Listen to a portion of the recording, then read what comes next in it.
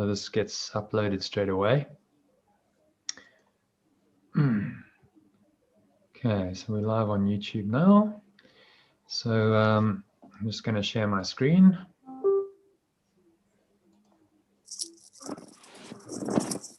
Okay, can you both see my screen? Yes. Yes. Okay, that's good.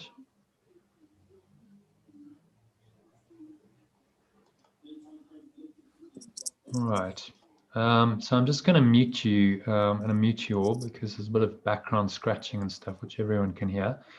If you have any urgent questions or anything, you can stick stuff in the chat, and feel free to stick it in the chat if you want to do that as your way of recording your questions. But I'll probably answer most of your questions during the presentation, and there'll be some time at the end as well. Okay, so let's just mute everyone. You can unmute yourself if you want to. Okay. So, thank you very much for joining me for this presentation, the Art of Letting Go Masterclass, I call it. It's about how to let go and find your flow is the short title of the presentation. Slightly longer title is how to master the art of letting go of any stressful thought or emotion in minutes and ride the wild tiger of change to find authentic happiness, fulfilling flow, higher purpose, wonderful well-being, and thrive even in these quite challenging times we live in, without spending a fortune or wasting more time on motivational books, workshops, seminars, personal counseling, pills, psychotherapy pills, or anything else. So quite a mouthful. I'll unpack all that as we go.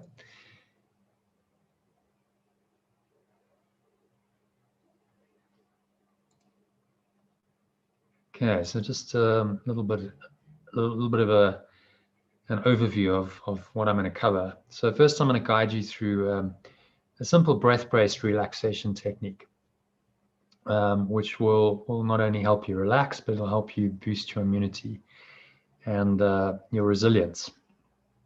So just put everything else aside, put your phone on mute or silent, even if you're using it, so that you don't get messages or anything like that. And I'm just going to ask you to take 5 minutes time out just to do this process with me. So sitting comfortably with your feet shoulder width apart, cup your hands in your lap, keep your back straight. Close your eyes and just start off by taking a nice deep breath in through your nose. Noticing how the stomach rises. As you're breathing into the lower stomach, pushes out like a balloon. And the second phase of the breath into the heart center. Just feel a nice kind of warm wave of energy rising up. And then third phase into the crown of your head. Feel it's almost like a wave of energy is rising up. It's crested. The top of the inhale. You just pause briefly there. Scan your mind. And just notice anything that's going on there. Any thoughts or emotions. And with the help of your breath now, you're just going to let them go. So exhale out through your mouth. Blowing them all away. Like clouds on the wind of your breath. Full exhale, pull the lower stomach into the spine.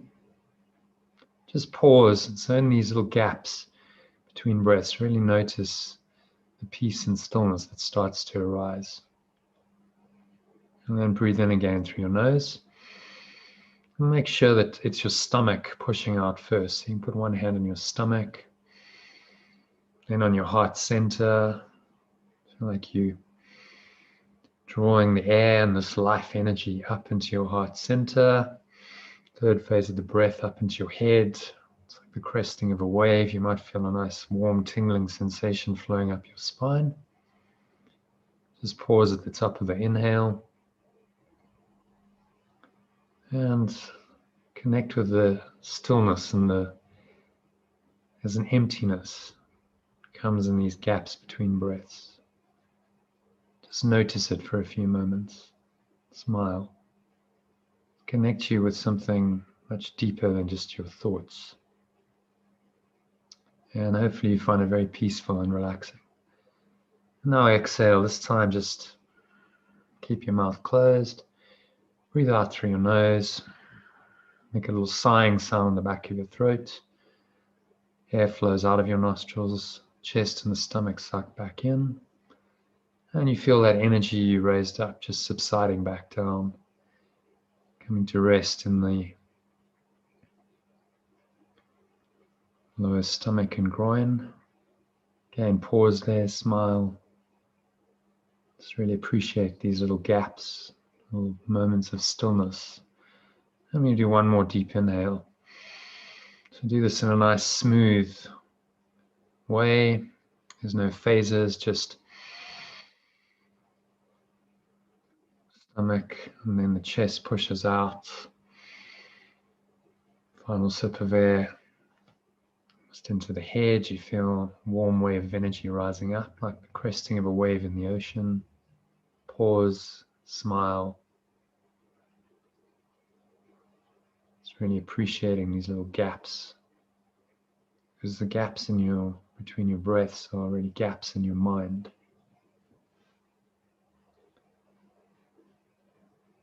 And then exhale. Make a little sighing sound as though you're fogging sunglasses. Just keep your mouth closed. Sigh it all out. Feel the air flowing out of your nostrils. The chest and the stomach suck back in. Energy subsides back down the front channel of your body. And just come to rest there for a few moments. Just appreciate the stillness. And just noticing how you're feeling now compared with 5 minutes ago, before we started this little exercise. And set an intention to stay that way for the rest of the presentation and your evening. You can do that by simply keeping some awareness on your breathing. So just while you're listening, keep some awareness on this nice, deep, slow, rhythmical pattern, breathing in and out through your nose. And that will help keep you in this nice, clear, calm, empty, open, but aware state in which you're an empty vessel, and you're more likely to really receive some of the the energy. I'm going to be speaking a lot in the next 2 hours. It's an energy transmission, really. So it's about remaining open to that. And then open your eyes. So I'll just unmute you and ask you how that was. So how was that? Do you find it relaxing?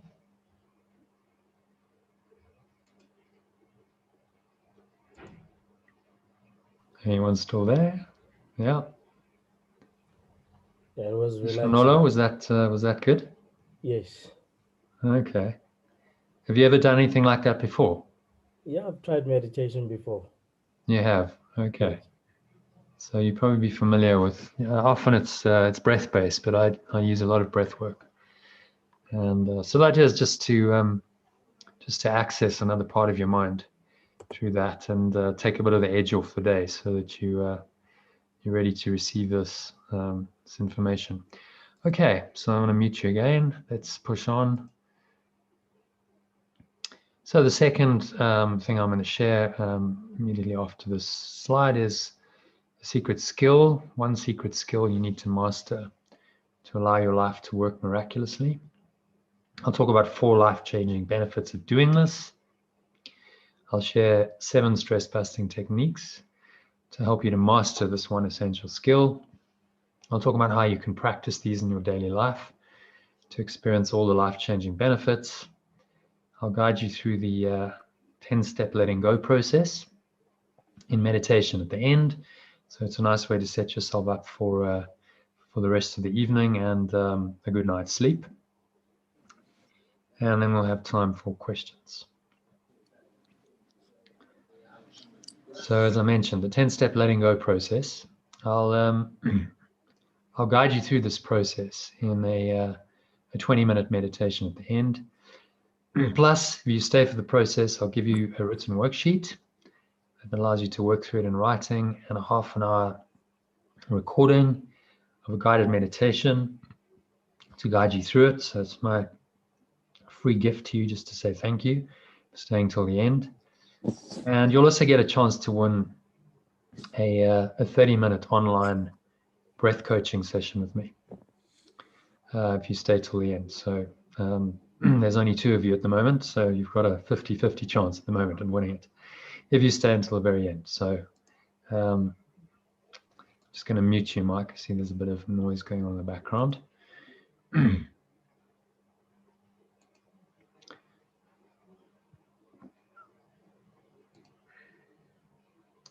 Okay, so let me ask you a rhetorical question. You don't have to answer this, but just consider it for a few moments. So why are you here today?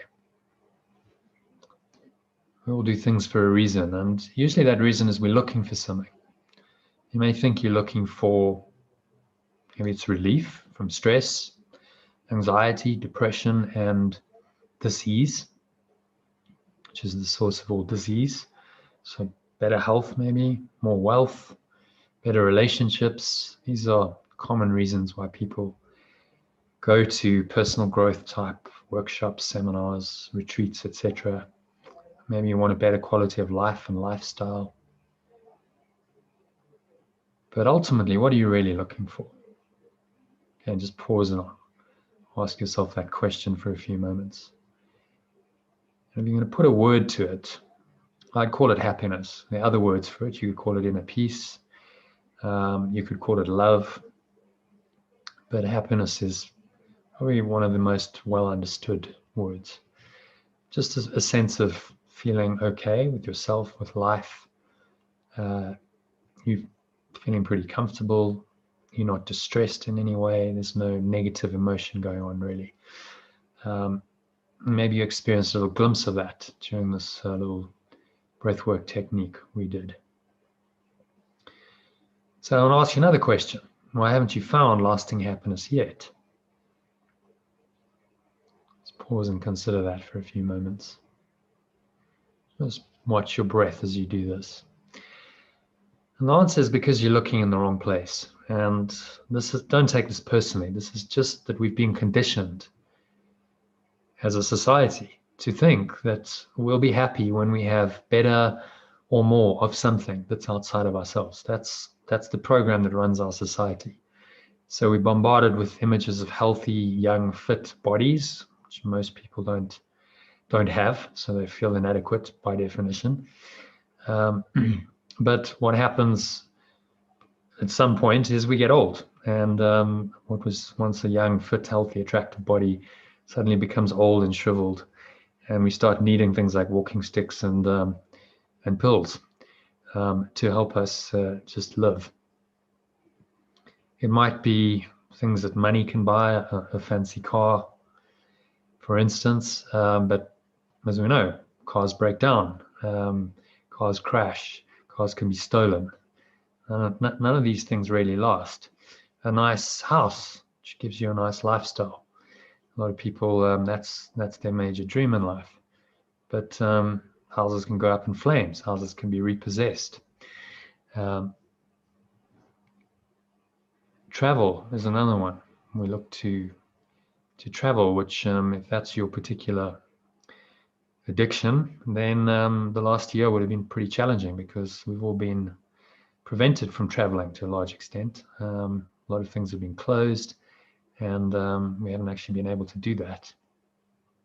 Maybe it's nice experiences with your partner, with friends and family, and there's nothing wrong with these, but if you're relying on these for happiness, then often you're going to be disappointed because they don't last.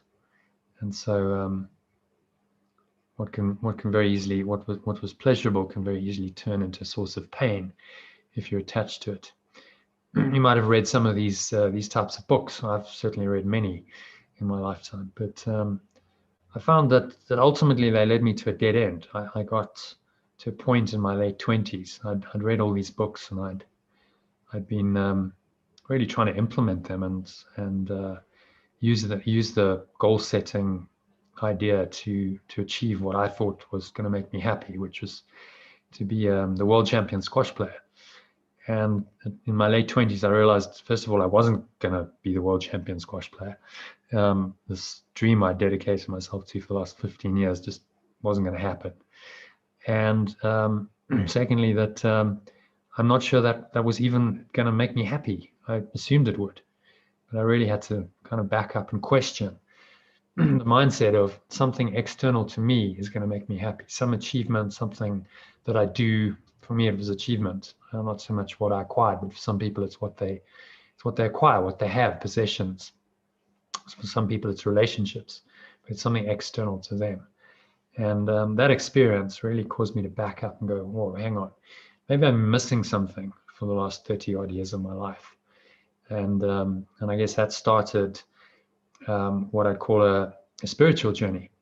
So I started to read different kinds of books by people like Eckhart Tolle and Neil Donald Walsh, Power of Now and Conversations with God and many others, which along with having learned to meditate, I think opened my mind to a different way of thinking. So there's two primary kind of modalities in this world of personal growth. The one is saying that you need to achieve something external to yourself, or have something external to yourself in order to be fulfilled, in order for your life to be worthwhile.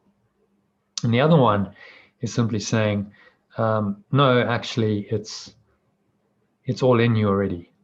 You're already whole and complete and perfect as you are, and so you need do nothing. You don't need to achieve anything or have anything external to you to confirm your worth. That doesn't mean you do nothing. It just means you need to do nothing. And there's a vast difference between those two. The one is driven by fear and desire. As the Buddha said 2,500 years ago, desire is the source of all suffering. And what goes along with desire is often the fear that you won't achieve what you desire. And so I started to get much more attracted to the idea that I'm already perfect, whole, and complete as I am, and I need do nothing. That doesn't mean I necessarily will do nothing. I might do something, but now it's coming from a place of being complete and whole, rather than a sense of having to do something to fulfill myself, to complete this sort of lacking self. And that's the problem with many of these books, is as long as you're desiring something external to you, something more than you, you're always going to be in a state of desire. You're never going to really reach your goal. And so you're never going to actually find fulfillment and happiness, because it's always just over the next horizon. It's always, well, when I do this or when I get that. And so it's future-based. And the future never comes. It's only ever now. Whereas right now, I can be whole and complete and perfect and happy as I am. So I'm going to be talking to you about this second way a lot tonight, because I believe it's the only true way to find any kind of happiness, fulfillment, flow. Often we just get lost in concepts. We can read so many books, but it all becomes very theoretical. And this is actually about practically living it, rather than just understanding concepts and doing it all intellectually. I've been to one of those seminars, actually. That man is called Tony Robbins. I went to one of his seminars in London, and it was a very interesting experience. So I experienced exactly what you're seeing there, with about 4,000 people in the room and everyone going crazy. But I didn't think that it was really a source of lasting happiness. I thought everyone was on a high, everyone was getting buzzing. But what happens afterwards? What happens after the buzz is gone and you're still sitting with the same problems? And you haven't necessarily transformed your own mind. You've just relied on something external, a seminar, to give you a quick high for a few days. And then afterwards you come down and you get the low. Pills is another thing people look to, whether it's vitamin pills or drugs. Popping a pill seems to become one of our society's favorite things to make you feel better. And again, it's short-lived, it's temporary. You're not really fixing the real source of the problem, and in fact, often you create another problem. Addiction is a place that leads to a lot of pain and suffering. ultimately. So quick fix, maybe you feel better temporarily, but over the long term, it's very damaging to your health and well-being. Psychotherapy maybe is another one. So it can be helpful to talk about your problems, but too often it just becomes about rehashing the past, going over and over the same problems, and nothing's really happening. There's in fact, in the Course in Miracles, Jesus said, nothing really happens in psychotherapy because you're not really resolving the real problem, which is in the patient's mind and their belief system. And often people have to break up with their therapists. I had a psychiatrist friend who had his own therapist for a while, and he said after a few years he had to break up with her because it became a codependent relationship. So that's not really the way to finding any kind of sustainable, authentic happiness. And obviously it costs money. All these things cost money. And really money is symbolic of external searching. It costs you nothing to search within your own mind. That's free. But whenever we're searching externally, generally we need to pay for that. And we've set up a society that requires that. So this is a direct quote from A Course in Miracles, which I referred to just now. I'll talk a lot more about that as we go on. All mental illness is some form of external searching. It's quite a profound statement. So whenever we're searching externally, which is what our society tells us we should do, we're actually mentally ill, which explains quite a lot about why our society doesn't really work, why there is so much unhappiness.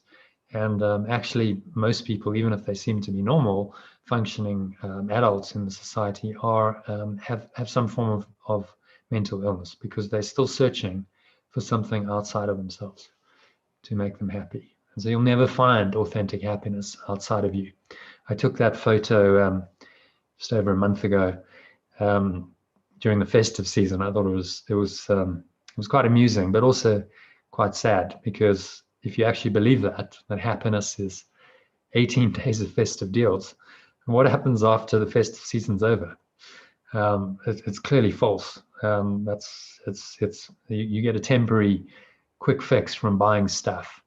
Material things can maybe satisfy you temporarily for a while, but they're not a source of permanent, sustainable, authentic happiness. And as this woman, Laurie Santos, who's the head of the Happiness Lab, they've had apparently over 20 million downloads in the last couple of years of their material. She says, we often think we know what will make us happy, but the science shows us our minds don't always point us in the right direction. We long for fame and money, or a beach body, or a new car, all the things I've showed you. And we expect these things will make us happier. It's just that those expectations are flat out wrong. Couldn't be clearer than that. So they're absolutely wrong. Those expectations are not ever going to make you happy. It's kind of what Buddha said 2,500 years ago. He said, desire is the source of all suffering. Expectation, desire, it's the same thing, is the source of all suffering. So it's just reiterating some very old spiritual principles. So the thing is, happiness is not really a goal in itself. Happiness is a butterfly, which, when pursued, is always just beyond your grasp, but which, if you'll sit down quietly, may come and alight on you. I love that quote from The Golden Key to Prosperity and Happiness, a book written in 1885. So this is the ancient quest. When people say this is New Age, it's been going on for a very, very long time. 1885 and thousands of years, really. This is the human quest for this happiness. And what it's saying is, if you pursue this quest, it's going to be beyond your grasp. In fact, the American Declaration of Independence has in it that we hold these rights to be inalienable: life, liberty, and the pursuit of happiness. Not happiness itself, which is interesting. So that's the founding document of a country that has come to be a leader in the world, and that a lot of people have followed, and they've set the tone in terms of culture. So it's not surprising that we're all still seeking happiness when we define it, we set it up that way. Or we're going to pursue happiness, but never quite get there ever. But if you'll just sit down quietly, and that, in other words, is known as meditation, it may just come and alight on you. And maybe you experience some of that during the little meditation we did to start this. I hope you did. So it's not something you can really seek. It's something that will happen when you meet its conditions, when you simply sit quietly and allow it, rather than be in this seeking mode. So that sign is from this is a shot from the movie The Matrix. It was a sign in the Oracle's room, where that's the back of Neo's head. He's the main character. And she asks him, well, what do you know what that means? And he doesn't. Temet nosce, it means know thyself in Latin. So she's really pointing him within. She's saying, your answers all lie within you. If you know yourself, then all the answers will be revealed to yourself. As Mihaly Csikszentmihalyi, who's the professor of psychology at a university in the US, and also a well-known author, he coined the term flow. So he's the world's leading expert on flow, which is not really a new idea. It's just a new term put to a very old idea. It says to know oneself is the first step toward making flow a part of one's entire life. But just as there is no free lunch in the material economy, nothing comes free in the psychic one. If one is not willing to invest psychic energy in the internal reality of consciousness, and instead squanders it in chasing external rewards, one loses mastery of one's life and ends up becoming a puppet of circumstances. So really what he's saying is that you become a puppet of circumstances if you're chasing external rewards. Just reiterating what almost every great spiritual teacher has said in human history, that looking outside of ourselves is a fruitless exercise. Let me just see who's joined us. So hello to whoever's joined us. Thank you for joining us. We're about 20 minutes into the presentation, but yeah, just continue, and I'll publish the whole thing as a recording. Who is that, by the way? Galaxy A71. Hello, Galaxy A71. Who is that? Okay. Hello. All right. Galaxy A71's gone. Never mind. See if they come back. So what is the cause of unhappiness? All mental illness is some form of external searching, as I said before. So that's pointing us in the right direction as to what the cause of unhappiness is. And then A Course in Miracles says mental health is inner peace. It enables you to remain unshaken by lack of love from without, and capable through your own miracles of correcting the external conditions which proceed from lack of love in others. So again, pointing us within, finding this inner peace and being unshakable in that, so we can actually correct our own lack of love and the lack of love in others, which is what the miracle really is. So that's the source of unhappiness. Then what's the key to happiness? Well, it often relies on just one character trait, and that's self-discipline. Doesn't mean you necessarily have to do yoga, although that is certainly something that can help. But it means being able to discipline your mind to think in certain ways. Self-discipline to do exactly what? Well, to let go of any negative thought or emotion. And I just hyphenate that because it's very often difficult to distinguish between the two. A thought leads to an emotion then leads to more thoughts, which leads to more emotions, and so it becomes just a cycle. And if they're negative, the one feeds the other. So whenever a negative thought, emotion arises, you can become aware of it and you can let it go. So you can experience authentic happiness. And this is why this is true, because happiness or unhappiness is always experienced in your own mind. You might think that something is causing you to be happy or unhappy, but it's your own response to it. It's your own perception of it that makes you happy or unhappy. I hope you can see the truth of that. And because it's only experienced in your own mind, it's only your own negative thoughts and feelings that can make you unhappy. And I'll give you a good example of that. You can expose two different people to exactly the same thing, and one person can be very happy about it, and one person can be quite unhappy about it because they perceive it differently. You might have experienced that yourself in your own life, which is clearly showing you it's not anything external that's making you happy or unhappy. It's your own inner state, your own perception. So if those first two premises are true, and they are true indeed, then learning how to let go of your negative thoughts and emotions must be the key to your happiness. So that's key benefit number one of letting go. And the second key benefit is fulfilling flow. So being able to let go of negative thoughts and emotions quickly allows you to be calm, poised, and able to enjoy each moment, because there's nothing stopping you from enjoying the moment if you've got nothing negative going on in your mind. And that leads to a state where you can take positive, effective action to respond to any situation appropriately. So that's key benefit number two. So it's not just about feeling happy, it's about actually being able to extend that happiness into your daily life and actually act in a very positive, harmonious, and effective way in response to whatever's happening in your life. And that's really the essence of flow. When we act freely for the sake of the action itself, rather than for ulterior motives, that we learn to become more than what we were. It's a very profound statement. So we act freely. In other words, there's no ulterior motive, there's no end objective. We're not doing it because we want to achieve a goal. It's the very opposite of the goal-oriented, sort of typical personal growth philosophy that I talked about earlier. And when we can do that, we actually just act for the sake of acting because it's enjoyable. Action itself is enjoyable.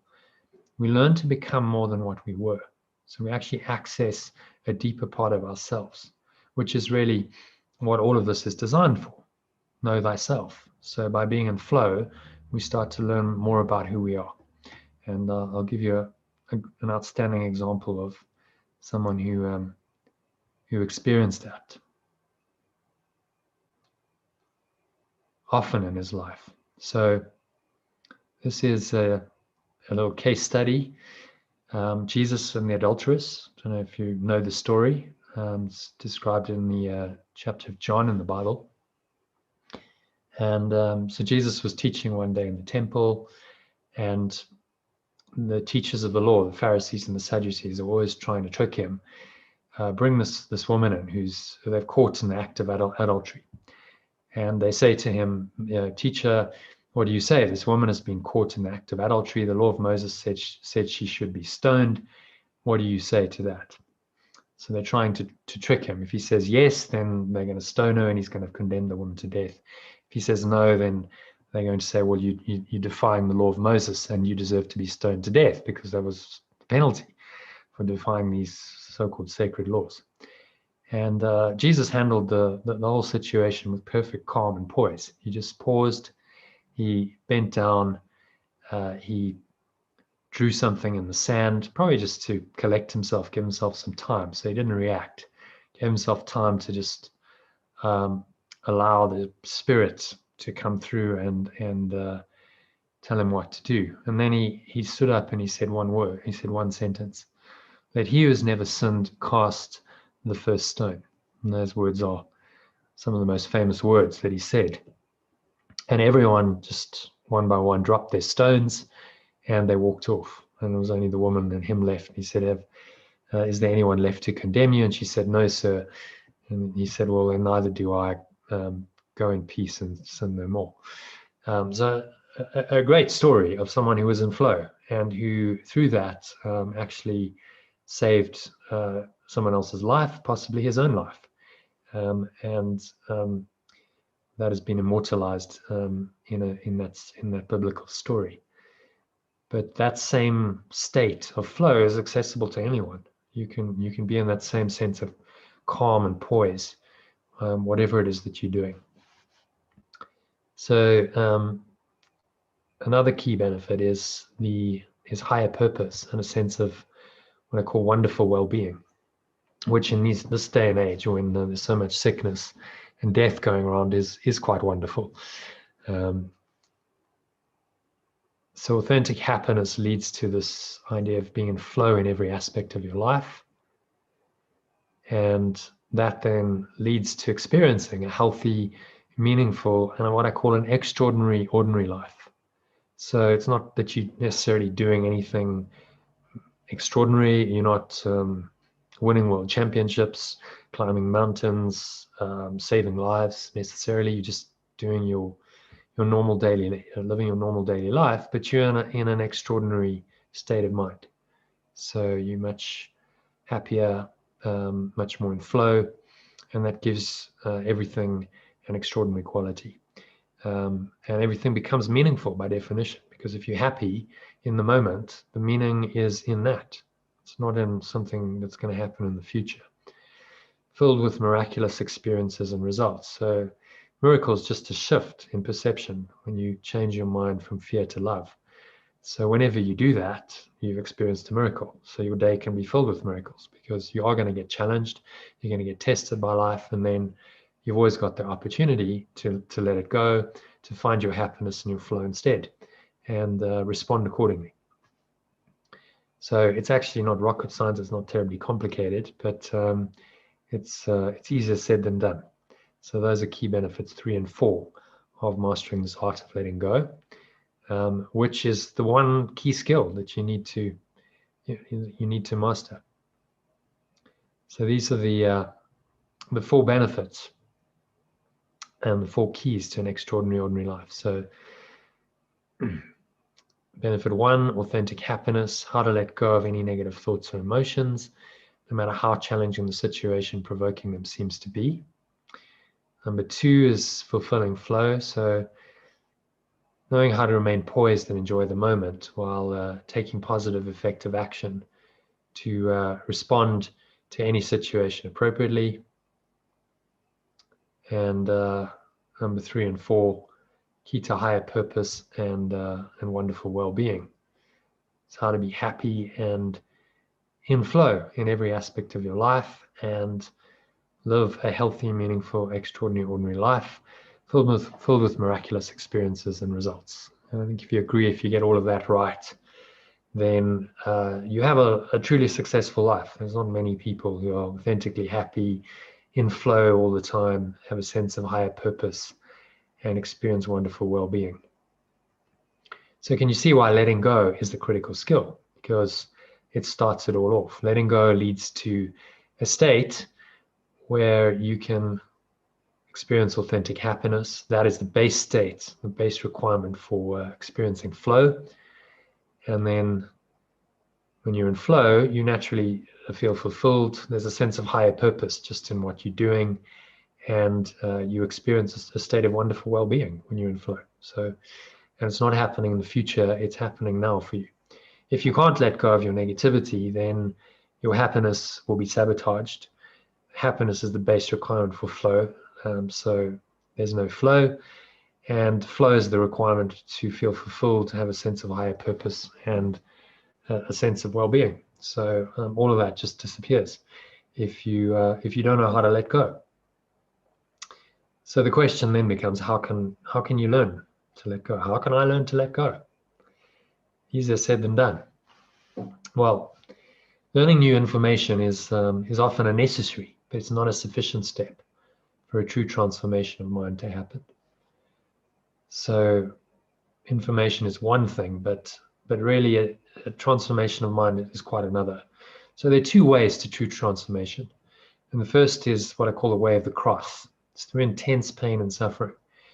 You're forced to go within and break through suddenly to a new level of understanding and wisdom.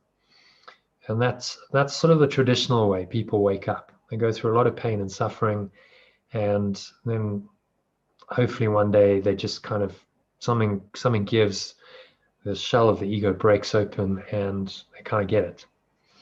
An example of someone like that is Eckhart Tolle, very well-known spiritual teacher. You probably heard of him. And when he was 29, he had this experience where he was lying in bed and he was just really feeling suicidally depressed. He was just going, I can't stand myself anymore. This thought kept going through his head.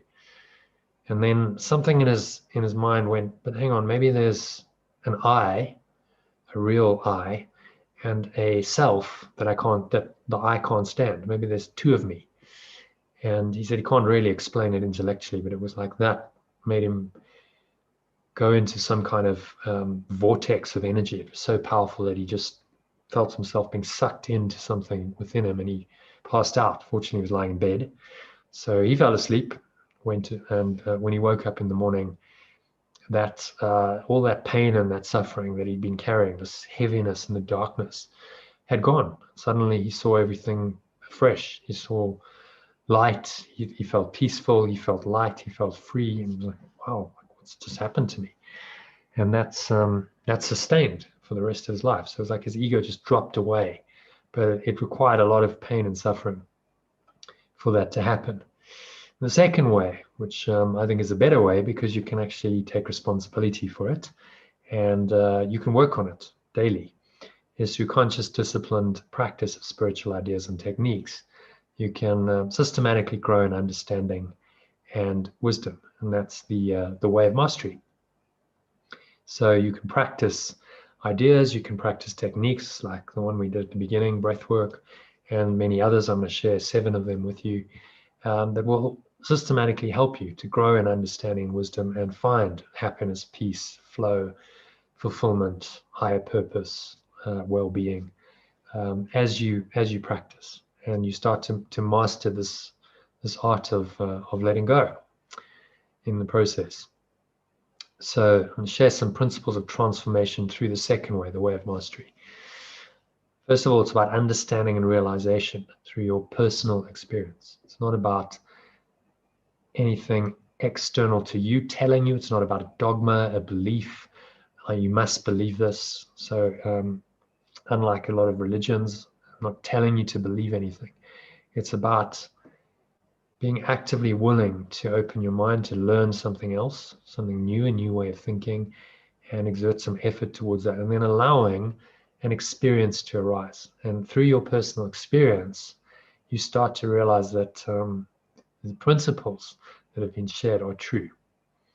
So to have this personal experience, doing key spiritual practices regularly is absolutely essential, because otherwise how are you going to get it? You're just kind of waiting for life to give it to you. There's key spiritual practices where the rubber meets the road, and this can also be greatly facilitated by another person or a group who help to raise the person's consciousness. I use alchemical language here, the initiate. If you're going on a path of disciplined spiritual practice, then you'd be called an initiate in some spiritual traditions. And this group energy and a teacher, if you like, or facilitator, can transmit positive energy to you and hold you accountable, which is both of which are very helpful on the journey. If there's no positive energy and it's just you and you're feeling low, well then very often you won't be able to lift yourself out of your low energy state. And it's also about holding you accountable, saying, look, here are the practices, and we're doing these sessions, and you're part of a group process. You're much more likely to do them if you feel like you're getting some guidance, you're getting some reminders, and you also got a group who're doing it with you. And then finally, immersion in these key spiritual practices and this positive field of consciousness greatly accelerates it. So this is an immersion experience. Just really, the more you immerse yourself into these key spiritual practices and the field of consciousness that arises in the group, the more your own personal transformation gets accelerated. So I promised to share 7 key spiritual practices, so I'm going to do that now. First one you've experienced a little bit of, breathwork techniques. That was just a little taste. There's many more, some very, very powerful ones.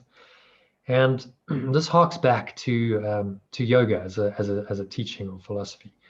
So a lot of people think yoga is what it is today. You go to studio, you do some physical postures or asanas, and maybe a little bit of meditation at the end, and it's a workout.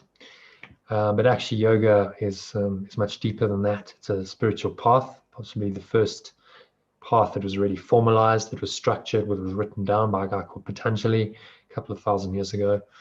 And he formulated these 7 limbs. There's actually 8 limbs of yoga. but 7 are things that you can actually do. So asana is 1, that's postures, and that's not just referring to yoga postures, stretches and so on. It's really about sitting in the meditation posture and preparing yourself for meditation. Pranayama means breath control, so that's the breath work techniques. And pratyahara means a withdrawal of the senses. So whenever you go within and you start focusing on your breathing, you start withdrawing your senses. You're not paying attention to the sights, the sounds, so on so much. You're giving your mind something else to focus on, your breath. So it's a good meditation technique, which leads us nicely into the second one. So it's multi-dimensional meditation. You've probably heard of meditation, multi-dimensional meditation, simply meditation where you have a number of what we call mantras that you can use to fix your mind on. So the breath is one. You can use your voice, toning. You can use touch. You can use visualization. All of these things can be used to help your mind to focus on something other than its thoughts.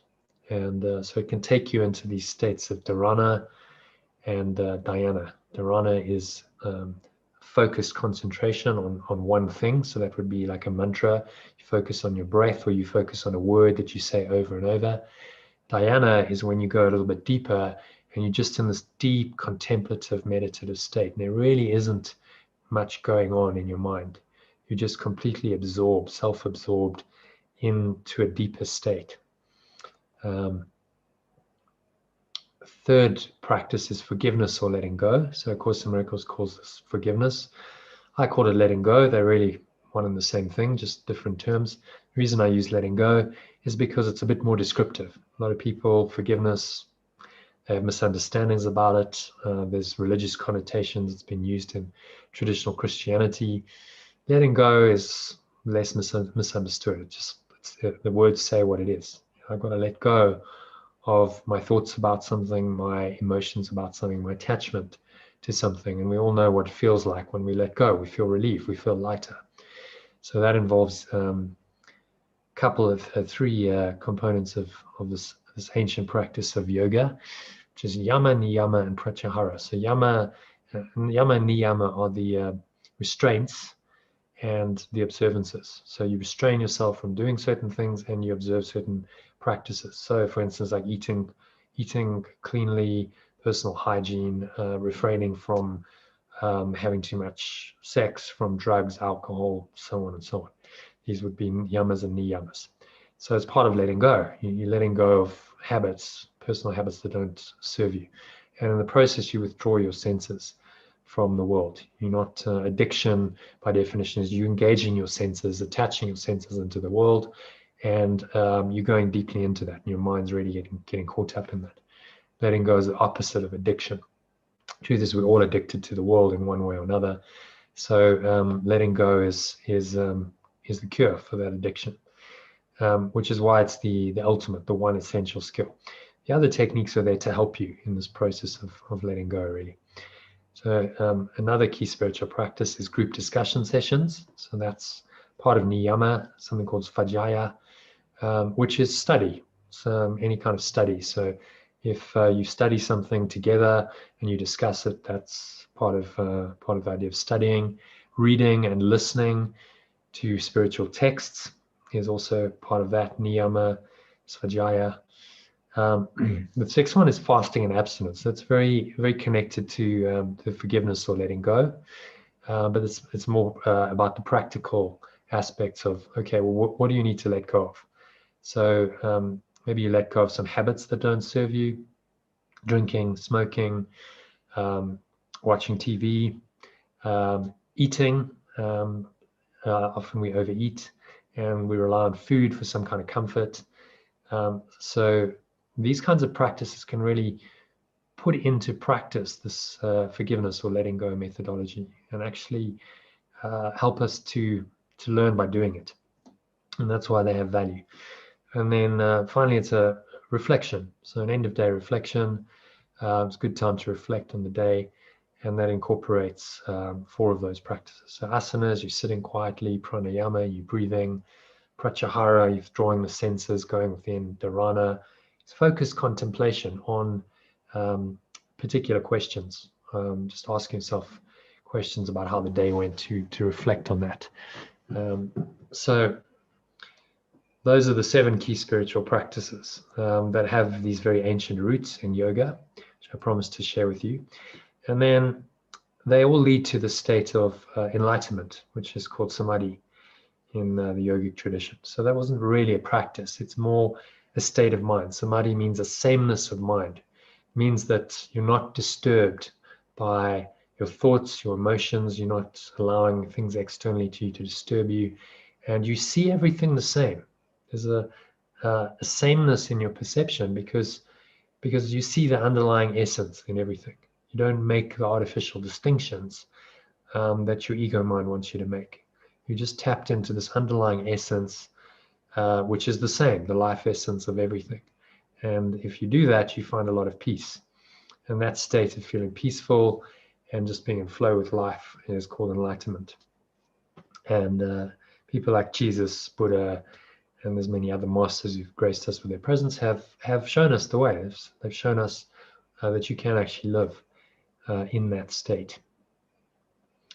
So that brings me to the Art of Letting Go course, which I promised to share with you as well. I'm going to just talk about a facilitated 6-week mind and life transformation process, which I put together. It's based on all these principles, based on the letting go as the key essential skill, the 4 key benefits, and these 7 key spiritual practices are incorporated into it.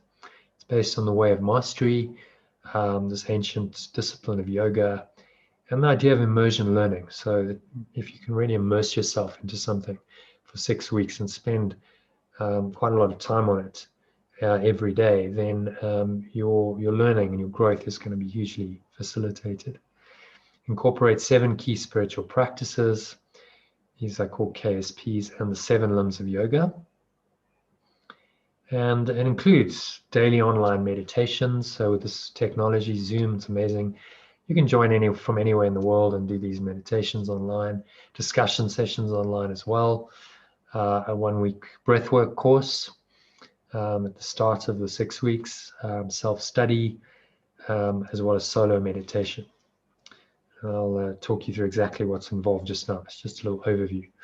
So the goal is to help you to learn to let go of fearful, stressful thoughts and emotions whenever they arise.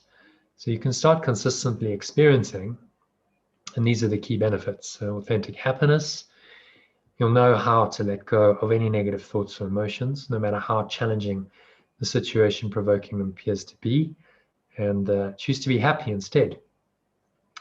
A little case study I wanted to share with you. This is a guy by the name of Phil van den Heever. He's the older one in the picture. And this is what he said at the end of the Art of Letting Go course. He said, I've learned more about the course, and he refers to A Course in Miracles. Students know it as the course, in the last 6 weeks than in the last 27 years of studying. So I was under a bit of pressure with Phil because he'd been studying it for 27 years at the time, and I'd been studying it for about 13, so half the time, which was a little bit daunting, but he really got a lot of benefit from it. He said, I learned how to forgive truly. That was his key takeaway from the course. So I'm just going to digress a little bit and talk a bit about A Course in Miracles. So let me just unmute. I know Mike is well versed in the course. Just going to unmute Leshlonolo. Have you ever heard of A Course in Miracles, Leshlonolo? Has Bakang told you about it? No, yes, I've got the book. I started reading it about 4 years ago. Okay. So you're a course student as well. Yeah. Okay. Well, I'll skip through this pretty quickly then, because you're probably familiar with it already. Yeah. But that's what this course is based on. I'm just going to mute you again. So text of about 670 pages, which includes the principles of philosophy. The workbook is 365 daily lessons designed to systematically train your mind how to let go of its negativity and allow you to live in this miraculous state of mind that I call flow. Of course, calls it miracles. I call it flow.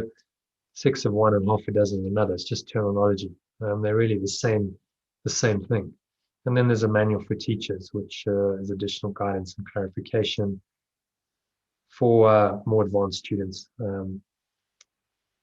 to help them to start to teach it through the way that they live, not necessarily formally. So it's transmitted by Jesus to an American professor of psychology in New York City named Helen Schuckman between 1965 and 1972. You probably know that. I'm not sure you're familiar with the story of how it came about, so I'm going to share that with you because it's a really good example of what a miracle is. So Helen was traveling to a disciplinary hearing with her boss, Bill Thetford, in about April 1965. And he turned to her in frustration and said, there's got to be a better way than this, because we keep having these disciplinary hearings. There's a lot of infighting, a lot of backstabbing and conflict that went on in their department. And he said, I'm tired of it. There's got to be a better way. And she agreed with him. She said, yes, I agree with you, and I'll help you find it. And so that was an invitation, really, to this presence called the Holy Spirit, the course calls the Holy Spirit, to come in and give them something else, which is what started happening. Helen started having these very vivid dreams shortly afterwards. She saw herself as a white priestess, which she confided in Bill. She told him about. And then in October of that year, this voice started speaking to her one night and said, "This is a Course in Miracles. Please take notes." And it said it over and over. And she phoned Bill, a bit freaked out, said, "What do you think I should do?" And he said, "Well, why don't you just do what it says? Write down what it says and bring in your notes in the morning and we'll look at them together." And that's how the process of inner dictation, as Helen called it, started. It brought the Course in Miracles into being over a period of 7 years. And it was then published quite miraculously as well. I won't go into the details of that story, but basically they found a philanthropist who gave them a grant, exactly the amount of money that they needed to first publish the course. And they didn't even have to ask. They just had to get clear on their intention to do it. So it's a systematic mind training course to teach you a radically different way of thinking about and perceiving everything from a different perspective, what the course calls a non-dual perspective. Instead of seeing duality in terms of opposites, you see only oneness. That's what the course is training you to do. And it's designed to teach you how to forgive or let go of every false and therefore negative belief, thought, and emotion that causes you and others to suffer. And it's a spiritual path.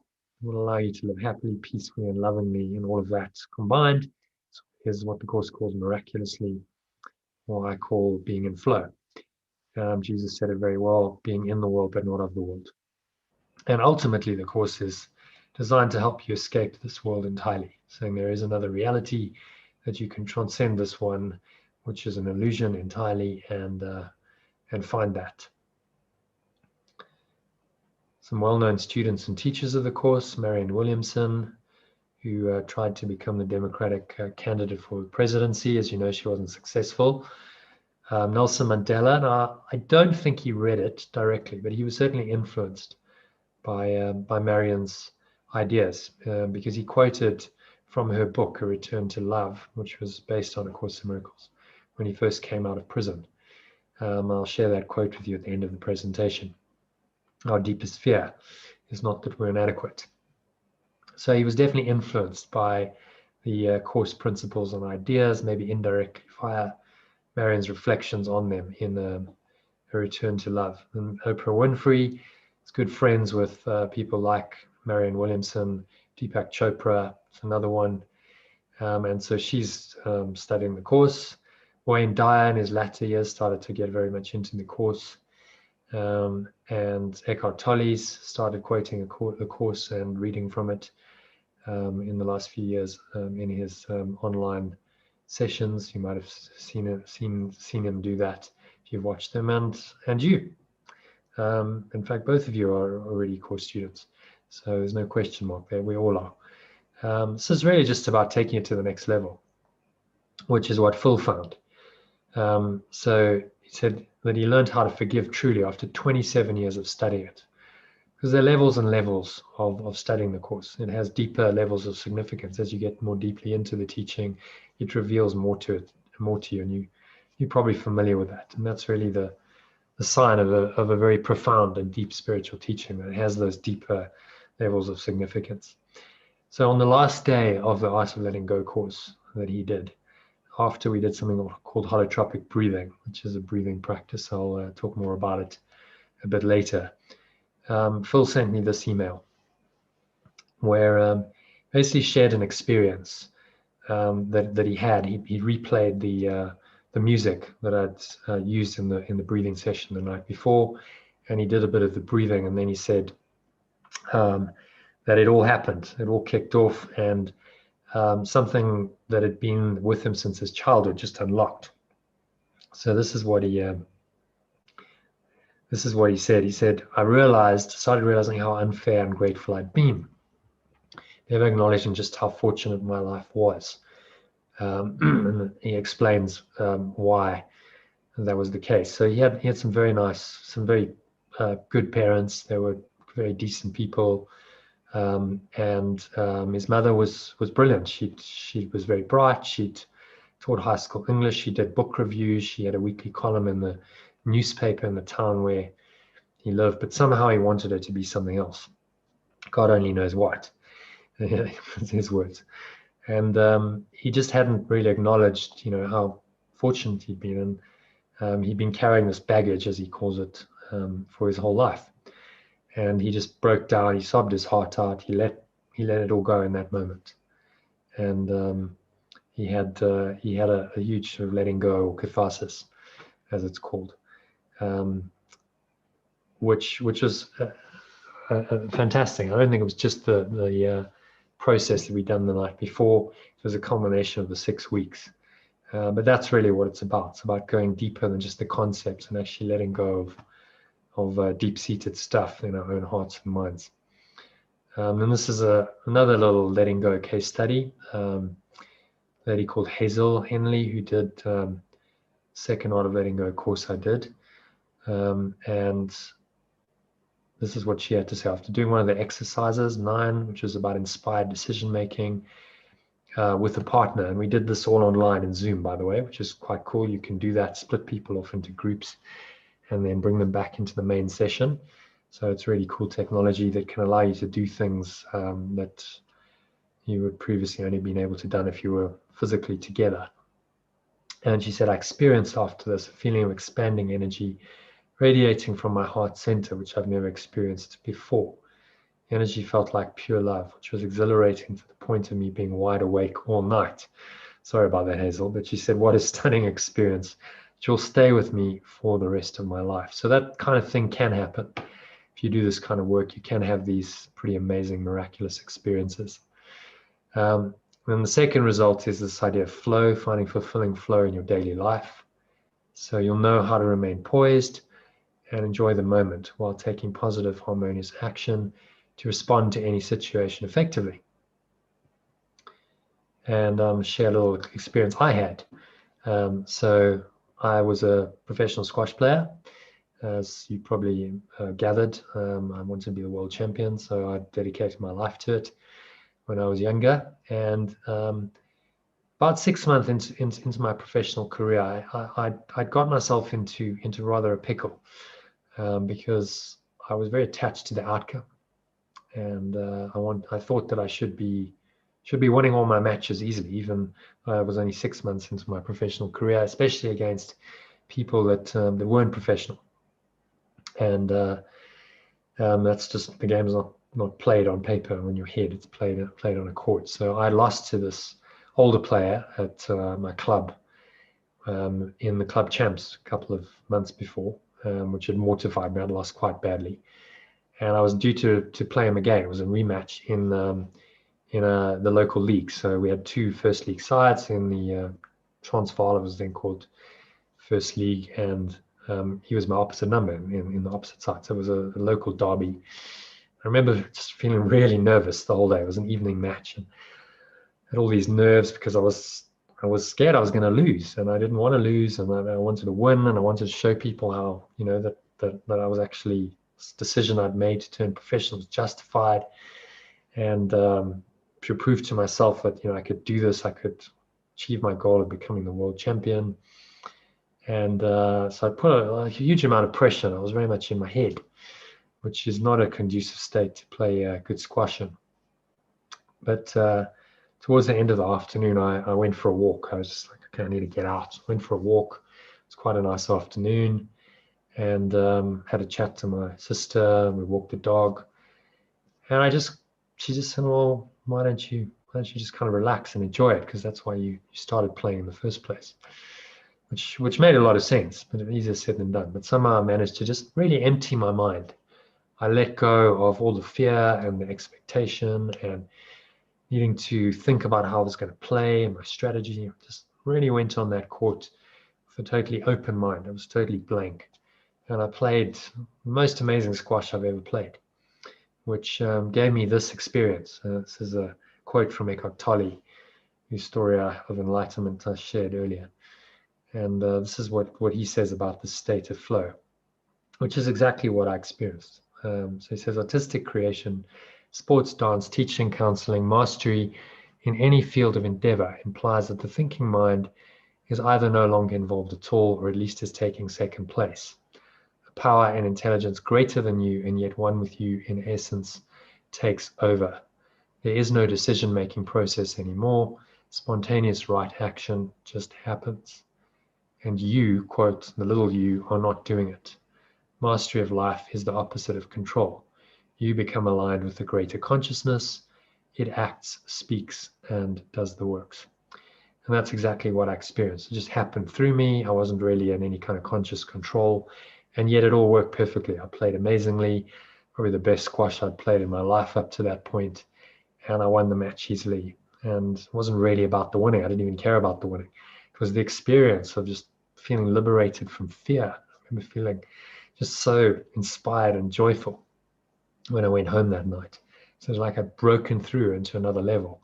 Basically, I'd overcome my own self-imposed limitations and my fear, and I'd accessed the state of flow, which at the time I didn't really know what it was called, but I think subsequently that experience made me go and dive into this and research it. And it's called flow, or being in the zone in sporting terms is another term for it. So that was my experience of letting go, which really profoundly changed my life. I never went back into the same level of fear on the squash court, or I think anywhere else. And I may well not be doing what I'm doing now if I hadn't had that experience. So these experiences do point us to a deeper place in ourselves, as that quote from Mihaly Csikszentmihalyi earlier that I shared said. It's about becoming more than what we thought we were. So key benefit three is a sense of higher purpose. So you'll start experiencing more happiness and flow in every aspect of your life. This isn't exclusive. It's not about just one aspect like sport or work or your relationships. It's about being all-inclusive in every aspect of your life and finding higher purpose and meaning in all your daily activities. And that's really the only place you can find higher purpose. If you're looking for something outside of yourself to give you a higher purpose, it's probably going to disappoint you because it's based in the future. So another case study, this is a guy by the name of Wim Gribbenau, and he did the first course that I did, the first Art of Letting Go course, and he shared this on the Facebook group about a week or two into the course. He said, I experienced a severe ego attack yesterday. He was playing a social match of tennis against a friend who was slightly better, and he really wanted to win, but he played badly, and he got irritated with himself. The irritation escalated and snowballed. He tried to force points. He made worse mistakes, and everything got worse. And the whole match became a very unpleasant experience for him. So looking back, I realized I should have taken a few deep breaths to get perspective on the ego strategy and just kind of let some of that go. But in the heat of the moment, he got caught up and he lost his temper. But he said, I mustn't harbor guilt. I must forgive the circumstances and stay in the present. And then I shared that he shared that experience in one of our live discussion sessions. I then told him exactly the experience I've told you about my experience on the squash court. I shared some of the breathing techniques that I've already shared with him. And to his credit, he applied it all the next week, and he kept it all in mind. He centered himself, he breathed, and he experienced quite the opposite of what he experienced the week before. He experienced peace, he played much better, and he actually won in 3 sets, which he'd never done before. I realized that it wasn't about competition and winning, it was really about the experience. I was in flow, I really enjoyed it, and I was at peace. I experienced God's pleasure in me. He's a chaplain in the army. He's also a course student, so that's the way he described it. This idea of flow coming through you, happiness in action, if you like. And I also learned that I can choose to let go of anger, which doesn't work, and be at peace instead. So this is about flow, but it's also about the sense of higher purpose. That he learned a very profound lesson about himself in the process. That he could actually choose to let go of anger, which was an issue for him, be at peace instead. And then key benefit number 4, when you put all that together, it leads to a state of wonderful well-being. So you'll start experiencing more happiness and flow in every aspect of your life, living this extraordinary, ordinary life, just as Bim described it. He wasn't playing Wimbledon. It was just an ordinary tennis match, but it was an extraordinary experience for him. It gives you and others miraculous experiences and results, really. So it's not just about yourself. It's about also being a source of happiness, of peace, of joy, of inspiration for others. And when you do that, you become what the Course in Miracles would call a miracle worker. Which brings us to the final case study. Sorry, penultimate case study. This is a lady called Robin who did the first Art of Letting Go course I ran a couple of years ago. At the end of the course, I asked people to fill in a feedback form, and those were 2 of her ratings. She said was totally satisfied with the value, and she found it extremely helpful in helping her to let go of negative thoughts and emotions and find more happiness, flow, fulfillment, and purpose.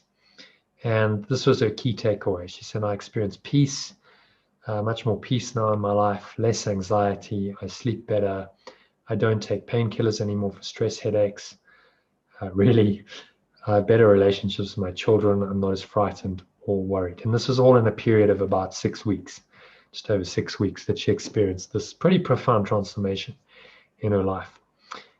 Just in case you're wondering if that lasted, she kindly recorded a video for me about 9 months after the course finished, and I'm going to share it with you because I think it's definitely worth listening to, where she gives her ongoing life experience of what the Art of Letting Go course did for her and the path that it put her on. As I said, it's the start of a spiritual path.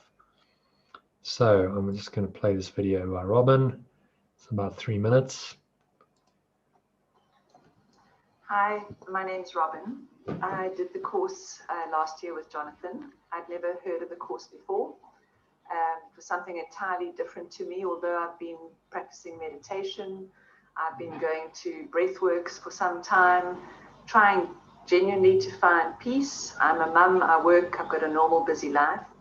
I've been plagued with headaches, I've been plagued with sore necks and the normal problems that people have. I found that through the course and joining the online community, I found a group of like-minded people all exploring the course. The course is fundamentally different. At first I thought it was all about religion, which it wasn't, although it is about God, and I do believe in God, and it made a great deal of sense in my life that the only thing is really that we concentrate on is God. It's about finding love.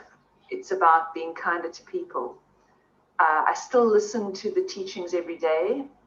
I've found that by listening to the teachings and following the book and reading, I have become more compassionate. I've become a nicer person. I feel less guilty.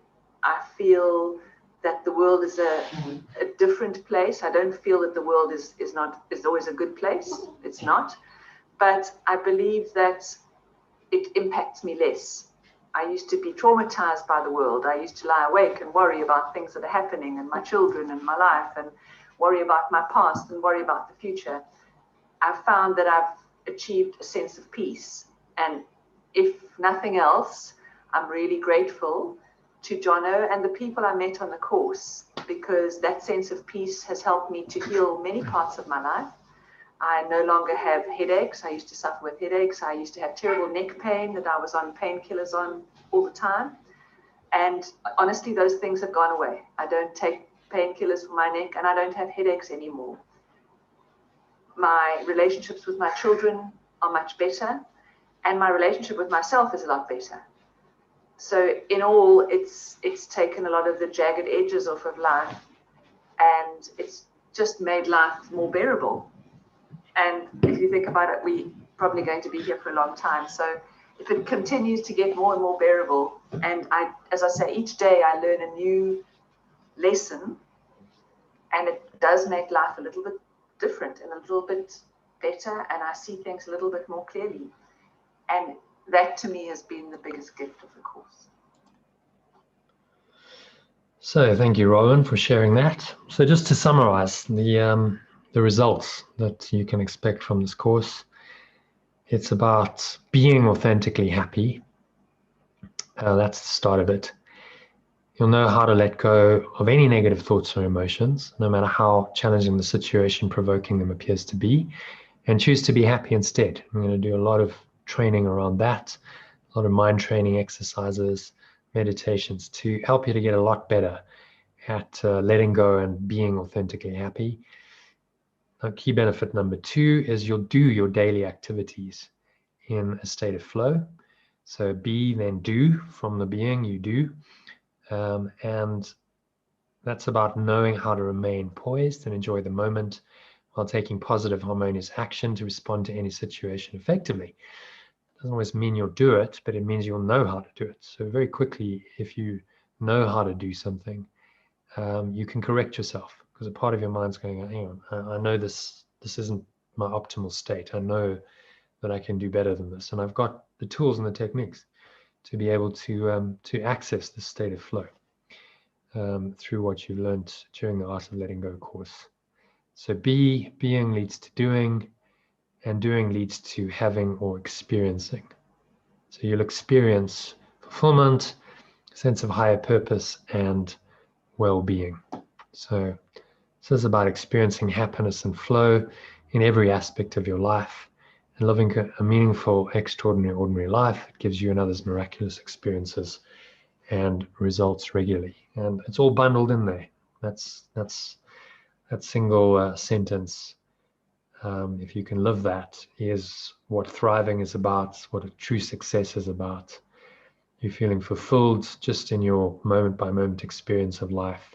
There's a sense of higher purpose because of that. Your purpose is to be happy in the moment, and then to express that and extend that in inspired ways. Doesn't necessarily mean that you do nothing. You're not relying on the external goal or achievement to fulfill you. And when you're doing all of that, you experience a sense of well-being.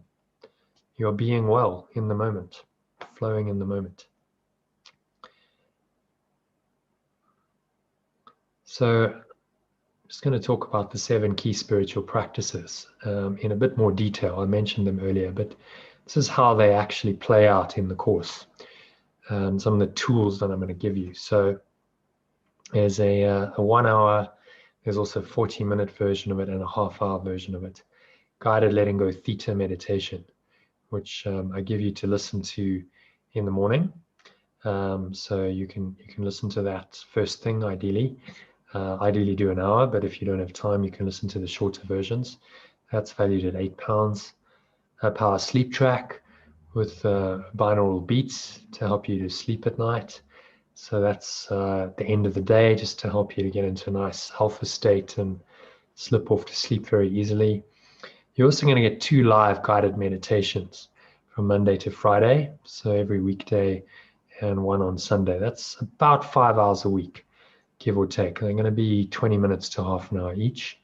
So 1 in the sort of mid-afternoon, and 1 sort of early evening. So it's valued at £300, at £10 a session, 30 hours. And this is what Martin, who did the first course, had to say about it. The morning guided letting go theta meditation, that's what he's referring to, has also been wonderful and really has brought a lot of value to my life. I love the second part of it where you center yourself and smile. So I guide you through the 10-step letting go process, which I'm going to guide you through at the end of this, if you are happy to stay and let me do that. So I guide you through that in this guided letting go theta meditation, and his conclusion was very powerful stuff. So one recent study where a group of people meditated with a compassionate intent for just half an hour per day over a period of 8 weeks found that they became less stressed, less reactive to other people's negativity and suffering, and more compassionate. So they were able to let go in a much better way, just from half an hour a day. So I'm going to facilitate that for you. Just by doing the meditation in the morning, you'll get that in, and hopefully you can do some of the other meditations during the day as well, to really immerse yourself in this field of peace. And there's many other studies that confirm the same thing, that regular meditation lowers your stress levels, boosts immunity, and improves mental and physical health and well-being.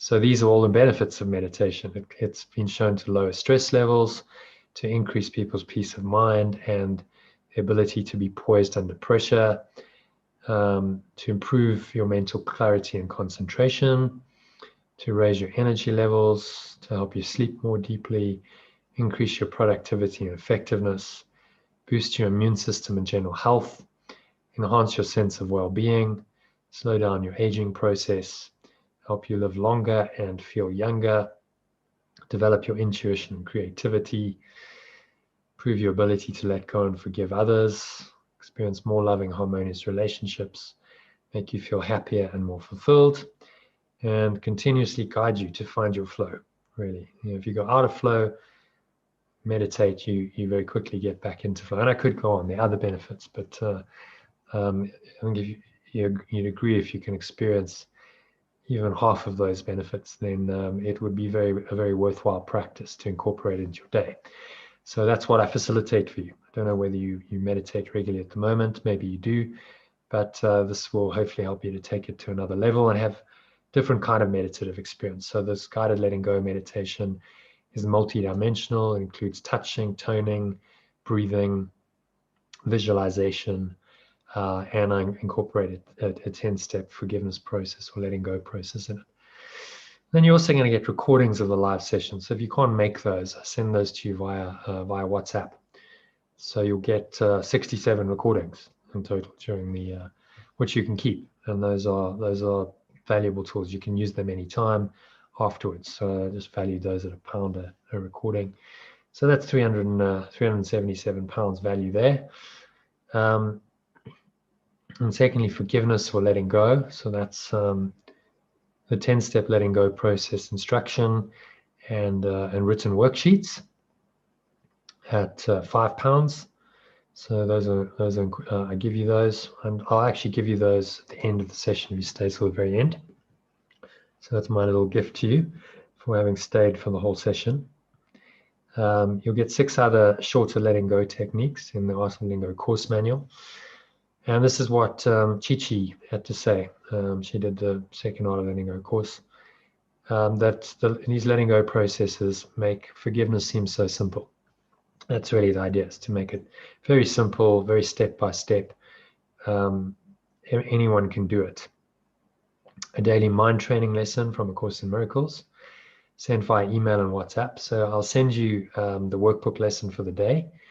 And I'll also give you some recordings on that. So you'll get little breath breaks, little meditations based on the day's lesson and also on the text reading for that day. So you can really do it listen to it in a very meditative way, rather than having to read it yourself. So you stack up that value, it comes to £54.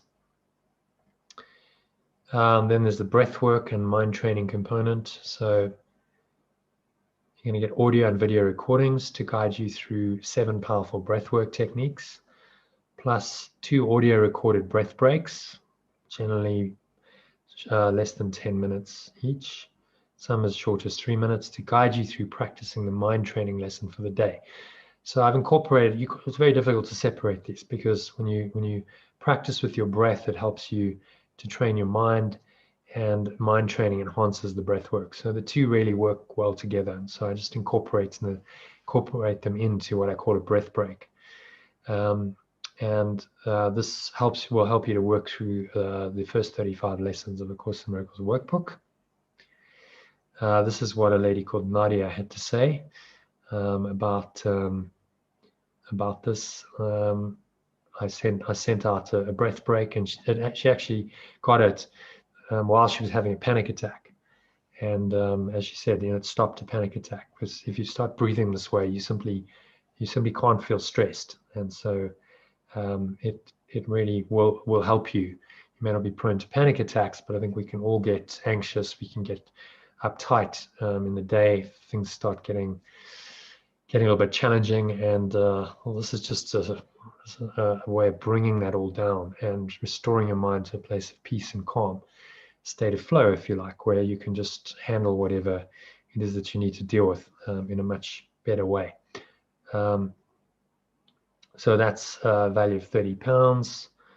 You get these audio recorded breath breaks, and you get daily emails and WhatsApp messages containing the text for the daily lesson and your ideal spiritual schedule as well. So I give you a breakdown of, this is your ideal recommended schedule for the day. I'm going to give you reminders through the day to help you to do it.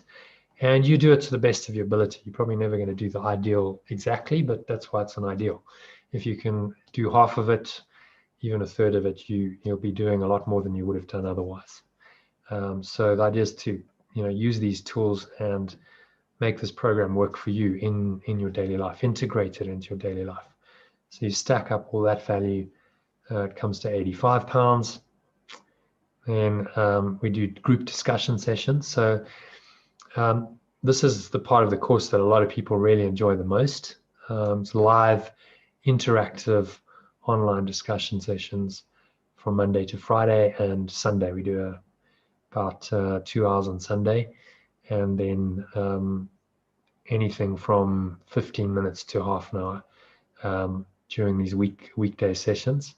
So we'll kick off the session with a meditation. That's generally half of it, and then a discussion based on either the lesson, that's going to be the afternoon session, or the evening session is going to be dedicated to the text reading for that day. So by attending those sessions, you'll really be able to be working through and get a deeper experience and some discussion of each day's lessons and the section of the text that I give you to read. And that's all happening via Zoom, exactly the platform we're using. So you can log in from wherever, whenever. And there's, so that's 42 hours at a value that at £10 an hour. So there's really a lot of value that comes in this. As Vim said, there's a powerful dynamic in doing the course material together as a group and sharing energy. And you really get that if you attend the group sessions. So I'd encourage you to do that. And I'll talk about the different options for doing the course. But the mastery version of the course is the whole version where you get access to all the live sessions. There's also recorded sessions. So if for some reason you can't do the live sessions, maybe you don't like doing live sessions on Zoom, then you'll get recordings every day of the week, Monday to Saturday, 1 or sometimes 2, generally 90 minutes minimum, where you can listen in. So it's a recording of a live discussion session. You obviously can't interact with it because it's not live, but you get the sense. It's as though you're just a passive participant in that session and you're listening to the interaction. And it's real life situations. It's dealing with people, real people, their problems, situations arise, and then applying these profound principles in A Course in Miracles that we're learning to those situations. So it's a different way of learning than just learning the principles, learning the theory. It's about the application, and that's really where the rubber meets the road. So there's a majority of the value of the course is actually in this group interaction in the discussions. So I hope you'll join the live ones, but if you can't, then the recorded ones are there for you. And then the reading. So I'll give you one lesson from the Course in Miracles workbook in the morning. That's generally less than 1 page to start with. Sometimes it goes a bit over 1 page, but on average in the first 35 lessons, it's one page. In one section of the Course in Miracles text, anywhere between 2 and 4 pages every evening. So can value that at £20 if you had to buy the book. If you have the book already, that's great. And this is what a lady called Reshma had to say about it. She said, find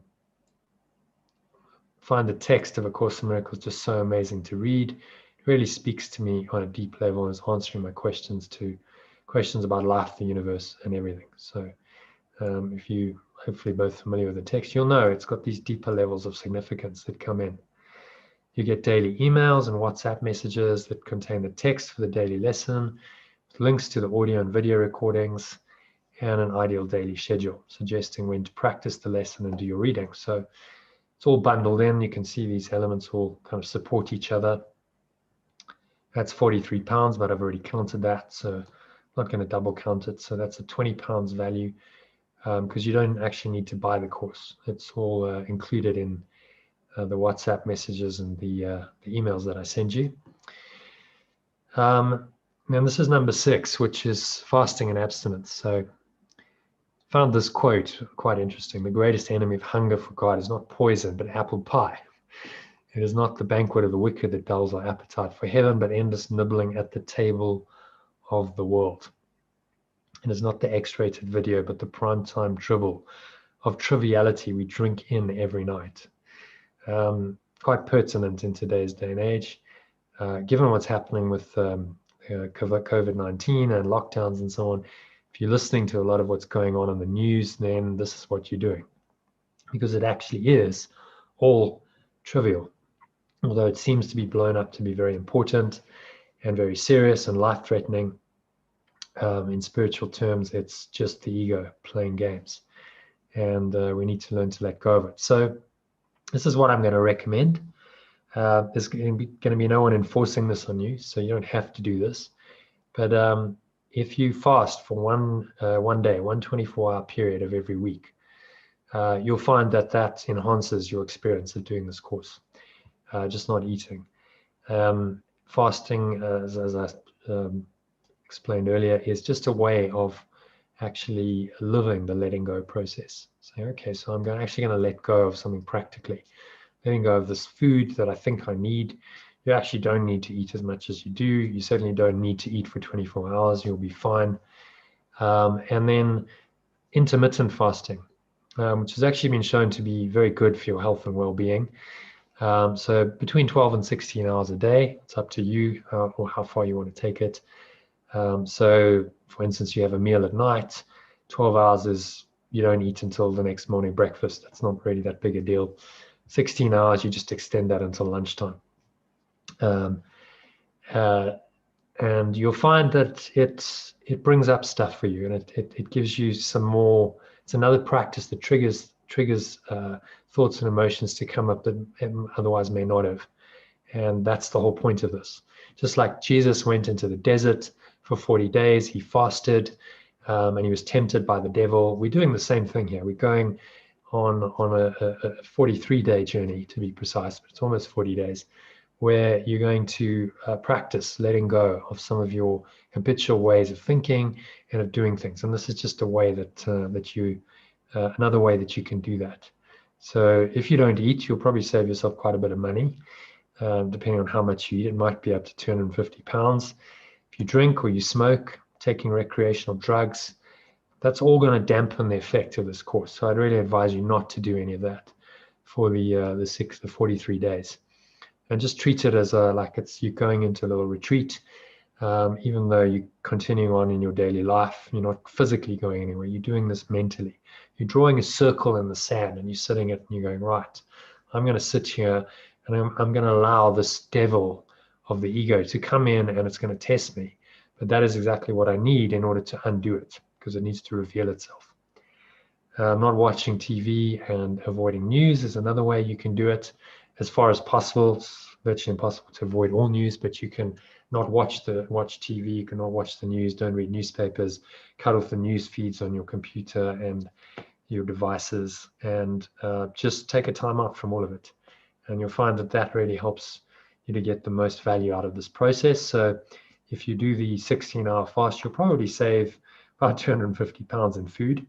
And you'll probably find you lose some weight as well, which you may or may not want to do, but it's a great way to lose weight, just eat less. And then finally, this idea of reflecting on the day, at the end of the day. So asking yourself 4 powerful questions at the end of every day while listening to the power sleep track, which I'm going to give you. So that's a £2 value, but I've already incorporated that. I give you the questions for free. They're just 4 questions. And you can listen to a guided end of day reflection. It's an audio recording that I guide you through, which is a £5 value. So you can listen to that or just do it on your own. And that's just a way of really bedding down everything for the day and trying to learn what you can learn from that day, rather than just keep making the same mistakes over and over again. And this is what Patricia, who did the first course, had to say. I think I had the best night's sleep I've had in a long time. I woke up refreshed and a willingness to start a new day. Thank you for the course on finding it most helpful. So you'll probably find that you sleep better if you do this. Especially listening to the power sleep track. It's designed to help you sleep a bit better. So there's a little summary. There's the value stacked up for you. There's a meditation component. It's £377. Forgiveness or letting go. 54 breathwork and mind training. Group discussion sessions. About half the values in there. Reading A Course in Miracles. Fasting and abstinence. End of day reflection. All of that comes to over £1,500. So we'll stack that up. Now I'm going to give you some extra tools, which I've mentioned, but I haven't incorporated the full value of them. So you'll get the 10-step letting go process, instruction and written worksheet. That's a £5 value. You'll get instructions for 6 shorter letting go processes for quick release as part of this course information exercise pack. You'll get a couple of documents to really summarize this theory of letting go, basically the entire theory of A Course in Miracles in one page. Which there's a lot of value in that. There's worksheets for the name your game and the flip your flop exercises. So these are some transformational exercises that I'm going to guide you through to really help you make this personal. This is about naming your ego's game, and then once you've identified what it is, to flip that flop over. So this becomes very personal. It's not just theoretical. You actually get a transformational experience that I guide you through, and I give you all the worksheets and I facilitate the process for you. You'll also get a blueprint for your higher self. So that's the follow-on from flipping your flop, discovering your higher self, and your higher purpose comes from that. So that's really the very heart of this course, which happens after week 3. So we get into it once I've really set the scene and I've prepared you nicely. So the final case study for tonight, this is a guy called Martin, who's a CEO of quite a medium-sized company in Nelspruit, did the first course. And he said, I really enjoyed all the little extras. They're not actually little extras. They're a key part of the course, but to him, they seemed like extras. Due to the name your game, I became aware of my shortcomings with the help of the blueprint builder.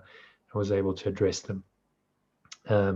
One of the situations that happened for him during the course was he had an argument with a client, put the phone down, and then the client phoned him and apologized, and he found peace. He said, I would have found peace whether he apologized or not. Again, he says very powerful stuff. This. You get 8 other transformational and mind training exercises as part of this. There's 12 pathways to higher consciousness, which are actually really profound, and I hope you spend some time on them because there's a lot of value in those. A map of consciousness to help you navigate the levels of your mind, a daily schedule planner to help you to structure your ideal day, over 90 inspirational quotes, and even some poetry. All of that comes to £30, but I've counted that already, the 10-step letting go process, instruction, and written worksheets, so I'm going to knock that off so we don't double count. So that's £25. And then you'll get the letting go meditation power pack. I've mentioned that already. To keep, so you get this letting go theta meditation. It's got binaural beats in it. And this is what someone in the days of CDs, when she had it as a CD, had to say to it. She said, I've meditated to CDs from a couple of teachers. Although they served their purpose at the time, I was not able to experience the sense of completeness that this meditation provided. The breathing technique for chakra balancing is just what I needed. It's good to come out of meditation feeling energized and deeply relaxed without having to physically exert oneself. I must add that the forgiveness exercise which you've included in the meditations, this is the 10-step letting go process, was invaluable. Going through this exercise left me with a sense of freedom and release. I absolutely love the energies I feel during the breathing exercises. I've already started experiencing strange but wonderful connections, meetings with strangers, connections which have spiritually blessed me and left me in awe as to the way the divine works in the background. So that's the experience of miracles or flow. As you said in the CD, practicing the meditation will profoundly influence your life. I really can't thank you enough. It's truly the best day to meditation I've bought today and worth every penny. So you get that. It's a wonderfully freeing and empowering meditation, and you can use that for the rest of your life. And then the power sleep track. Robin had this to say, it's been really useful. Last night, when it ended, I drifted to sleep. I could hear each heartbeat. So it gave a very different experience, which I'd never had before. Because I'm sleeping better, I feel restful, and my anxiety levels are definitely reduced. So it all helps in this process of letting go. By getting a good night's sleep. So that's £10, but I've counted that already. A holotropic breathing, I promised to talk more about this. So here's some testimonials. It's a very powerful breathing technique that I facilitate. You do 45 minutes lying down. It's a specific technique that I guide you through. So I'm guiding you through the whole process via Zoom. And this was the experience of some people who've done it. So Martin said it was awesome. Robin said she went to many events in her life. So in other words, it takes you into your past. You can re-experience those events, and you can experience some letting go, some healing. It can take you into past lives. It can take you into pre-birth. And there's all kinds of stuff. It facilitates a very altered state of mind. As Joanne said, it was a mind-blowing experience, and she's not exaggerating there. And then there was Phil's breakthrough experience that really the holotropic breathing was the catalyst for. And I've talked about that already. So that's a value of £15. That's what I used to charge in the UK when I did these sessions in person. And you get 3 months access to the private Art of Letting Go Facebook group. So that's what Mbali, who did the first course, had to say just after it ended. How withdrawal sometimes didn't realize just how spoiled I'd become with Jono posting lessons and reminders every day. I'm already missing it. So all the live lessons get posted into the Facebook group, and if you missed them, you can catch the recordings. And there are a lot of existing recordings in there. There's a couple of 100 hours of recordings of past sessions that we've done in courses, as well as community sessions that you can go and help yourself to. That's why I'm giving you 3 months access. So there's hundreds of hours of material in there. And I'll just value that at £1 a day for 90 days. So all of that comes to 1,701, just over £1,700. Then you get a couple of bonuses. So I'm going to give you free bonus of access to about 135 hours of video and audio recordings of discussion sessions during the first Art of Letting Go course. And so there's some club sessions that are also included in there. So you can really spend a lot of time in that Facebook group, and there's a lot of valuable material. If you like the discussion session format, then by all means go and help yourself, and you can listen to the stuff during the course as well as for 6 weeks after the course. That's why I've given you 3 months, just in case you want to go through anything again. So that's what Robin had to say. I download and listen to the audio session each day en route to work. So she would listen to the recordings of the live sessions, just being in the session that way and listening to what's said and shared collapses time for me. All the negative, stressful thoughts that used to preoccupy my mind in that commute are now not there. I'm listening and applying the ideas. So I value that at £2 an hour. So that's £270. And then your second free bonus, it's about 25 hours of audio recordings of high quality meditation. So what I started doing last year was recording the meditations, cleaning them up, so getting rid of all the clicks and the static, and putting backing tracks on them. So background music and sometimes nature sounds, sometimes combined. And I've actually put them in the posts for that particular session where it was recorded.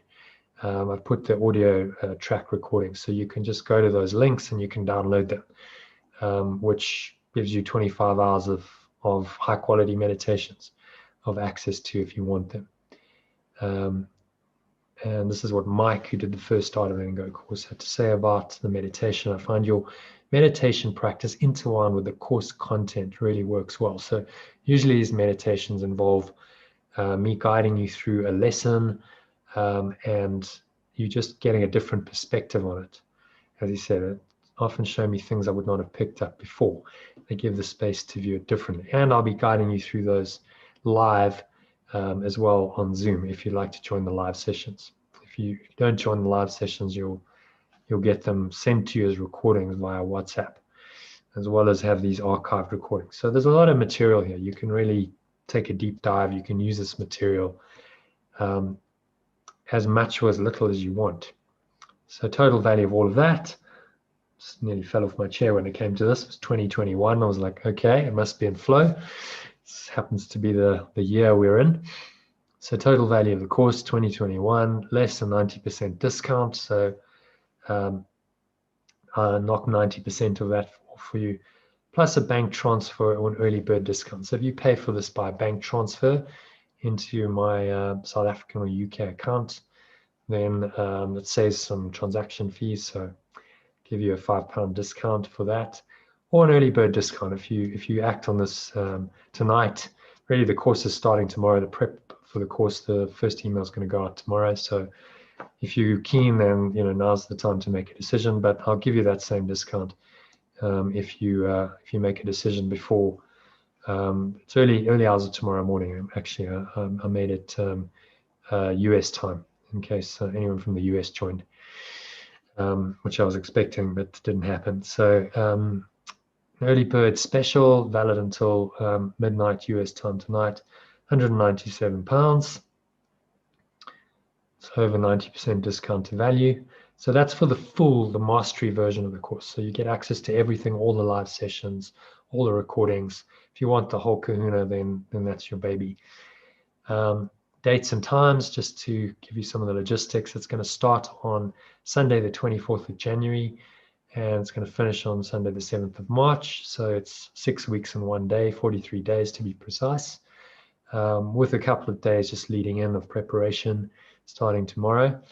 We'll have the live online meditation and discussion sessions from Monday to Friday at those times. So it's 2:30 p.m. South African time is the afternoon session. That's 12:30 p.m. GMT time. So Mike, that's your time, Portuguese time. And then again in the evening, so this afternoon session will be based around the lesson for the day. And then the evening session is going to be centered around the text reading, the section of the text for that day, which is going to be at 6:30 in the South African time, 4:30 GMT or UK time. Weekday sessions going to last about 45 minutes each. Generally 45 minutes in the afternoon, maybe up to an hour in the evening. It just depends how we go, depends on what the flow's like. And you don't have to attend these, you don't have to attend them at all, but they're there for you if you want them. I will send you the recordings via WhatsApp if you like them. So you can listen to them on recording.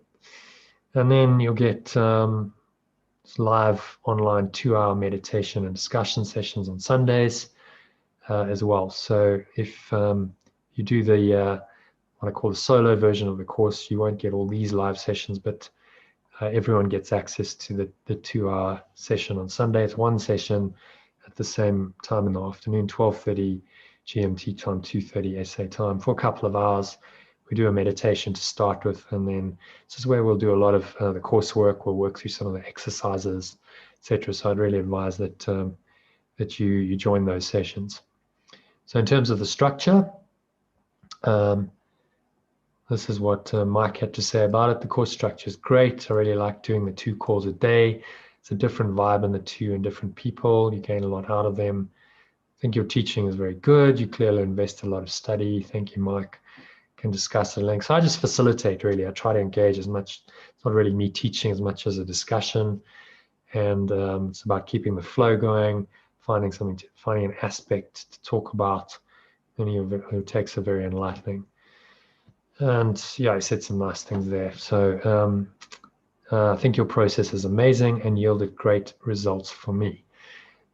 So it's hopefully pretty, according to him anyway, and I think it's pretty well structured. So this is how it works. In week 1, we'll do an introduction, explore the theory behind the course. So going into really the theory of A Course in Miracles, then we'll read and discuss the first chapter of the Course in Miracles text. We'll work through exercises 1 to 3 in the course manual. We'll learn and practice 7 fundamental breathwork techniques. So that's a breathwork course, because it's really foundational to all the meditations that I do. So I'm going to teach you a lot of breathwork, and then work through 35 lessons of the workbook, read and discuss chapters 2 to 5 of the text. We'll work through exercises 4 to 12 in the Art of Letting Go course manual. We'll learn and practice the holotropic breathing. So that's the meat of the course. After week 3, we get into those personal exercises, naming your game, flipping your flop, higher purpose, your higher self, and so on, which is where a lot of personal transformation will happen. So just to wrap up, what might be your roadblocks? We're all familiar with that site. Roadblock, it's going to stop you temporarily. So what's going to stop you from doing this? Well, first of all, you might say, I don't have the time. So a couple of ideas or solutions to that. Well, first of all, I said abstinence, don't watch TV. So don't watch any TV in the evening. Go to bed an hour earlier so you can get up an hour earlier to meditate in the morning. So you're trading something that tells you your vision for something that's going to show you a much deeper vision of yourself and of reality. It's a very good trade in spiritual terms. And then just integrate the other key spiritual practices into your daily routine. So to help make you more effective and productive. So take breath breaks when you need a break from work. It's not healthy to work all the time. So every hour, hour and a half, you take a break. You use one of the breath break recordings I send you, and you do your little mind training. And they're pretty short, just a few minutes. So it's not really going to affect your productivity in a serious way. In fact, it's going to make you more productive. And you can listen to the discussion sessions, so the recordings, while you're doing your other activities, such as driving, eating, cooking, and walking. So the live session, like over lunch, you can have your lunch, you can listen while you're eating, for instance, and you can listen to the recordings anytime. Put them on your phone, on your iPod, whatever, and that way you can make the most of that time that's otherwise dead time from a learning perspective. And save time on meal preparation. If you're doing a 16-hour fast every day, then you're not going to spend as much time eating or cooking. So it all kind of works together to enable this. So just kind of trust the process, that you'll find the time. And there's no one telling you exactly how much you have to do every day. So you just fit it into your schedule. If you're over 30, I'd say, if you say I'm not ready for this, it's just an excuse to avoid taking responsibility for your own happiness, flow, fulfillment, purpose, and your success. We're talking about true success here, which is all of that in one. So no one else is really responsible for these, and only you can do it for yourself. Your life's not going to last forever. 30 years pass by very quickly. Someone quite close to me has been trying to write a book for 30 years, I kid you not, and still hasn't done it. So it's mind-blowing. You kind of go, 30 years ago, she was in the same position, talking about doing the same thing. It's just extraordinary how time passes. And we'll give you all the tools and the support that you need to do this.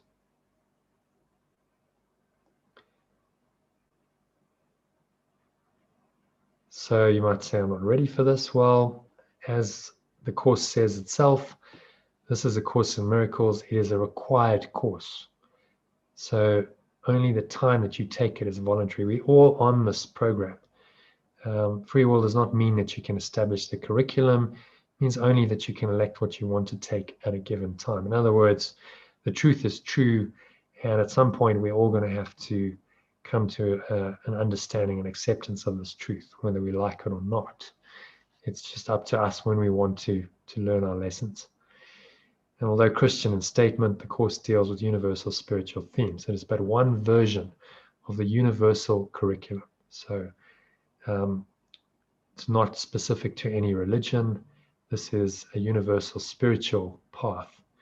And this is just one form of that path. There are many others, this one differing from them only in form. They all lead to God, transcendent presence of love, and infinite, eternal, divine love that we're all really looking for. It all leads to that in the end.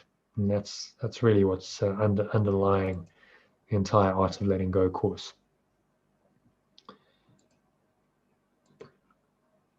And the final roadblock might be that you think you can't afford it. So first, let me say, this is your happiness, your flow, your fulfillment, your higher purpose, your well-being.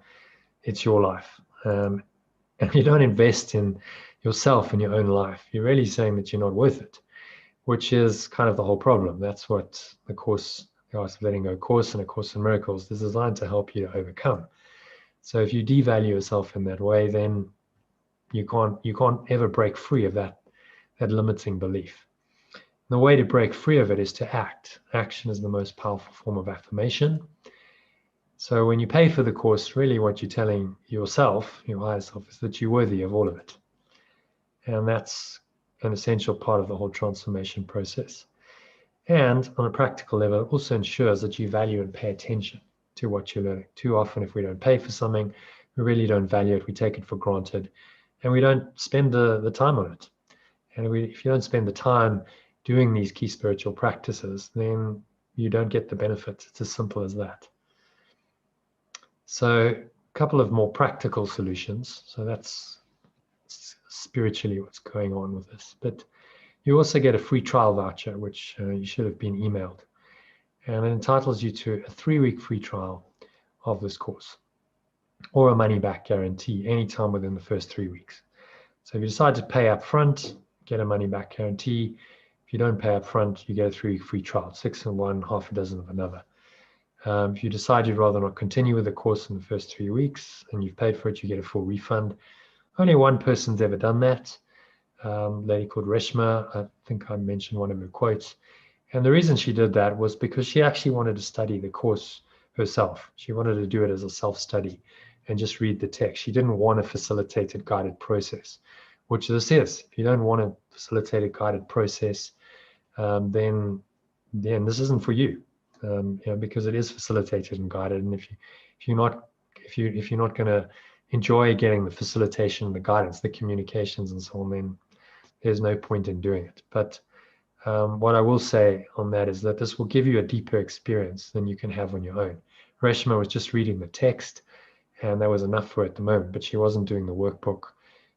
She wasn't doing meditation on it, and so I think she missed out, but that was her choice.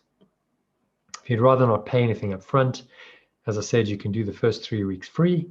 You can get the Letting Go Meditation Power Pack that's valued at £10, Art of Letting Go Course Manual, the 6-week access to the Art of Letting Go Facebook group. All of that's valued at £83. Totally free. So I'm giving you a whole lot of tools for free.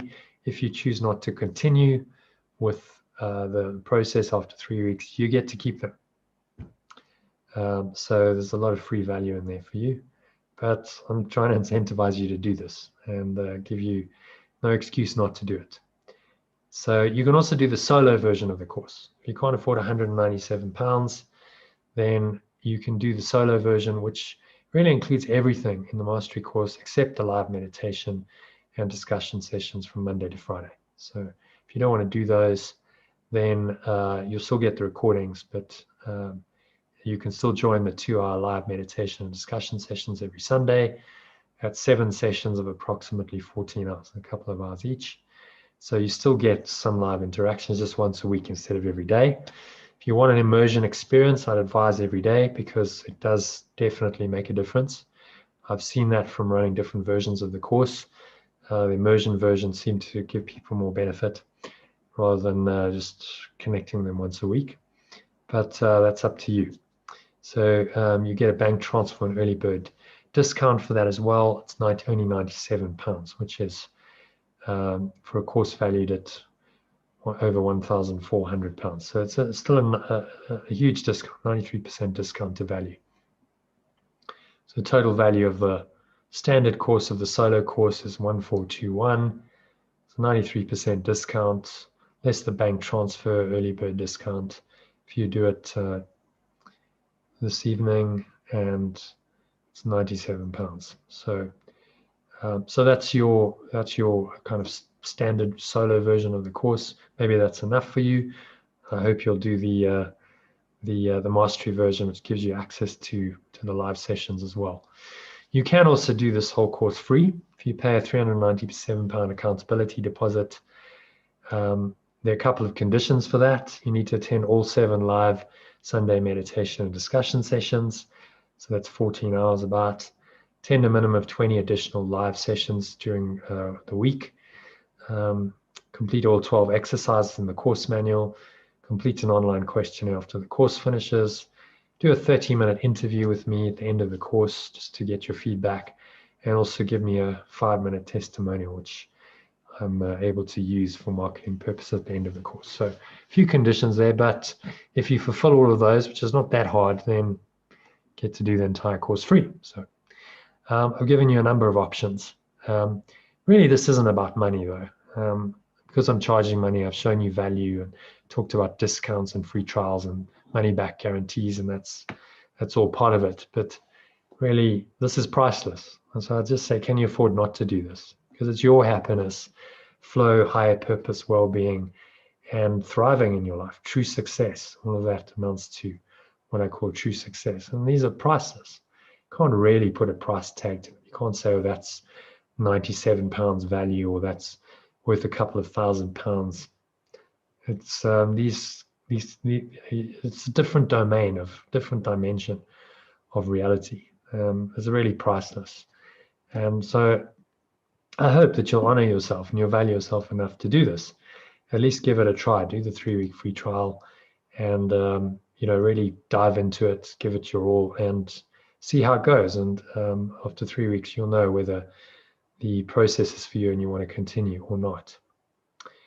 So just to wrap up with a couple of inspiring messages from some very inspiring people. Ralph Waldo Emerson was a transformational teacher in the 1800s and author. Be not the slave of your own past, he said. Plunge in to the sublime seas, dive deep and swim fast. So you shall come back with new self-respect, with new power, and with an advanced experience that shall explain and overlook the old.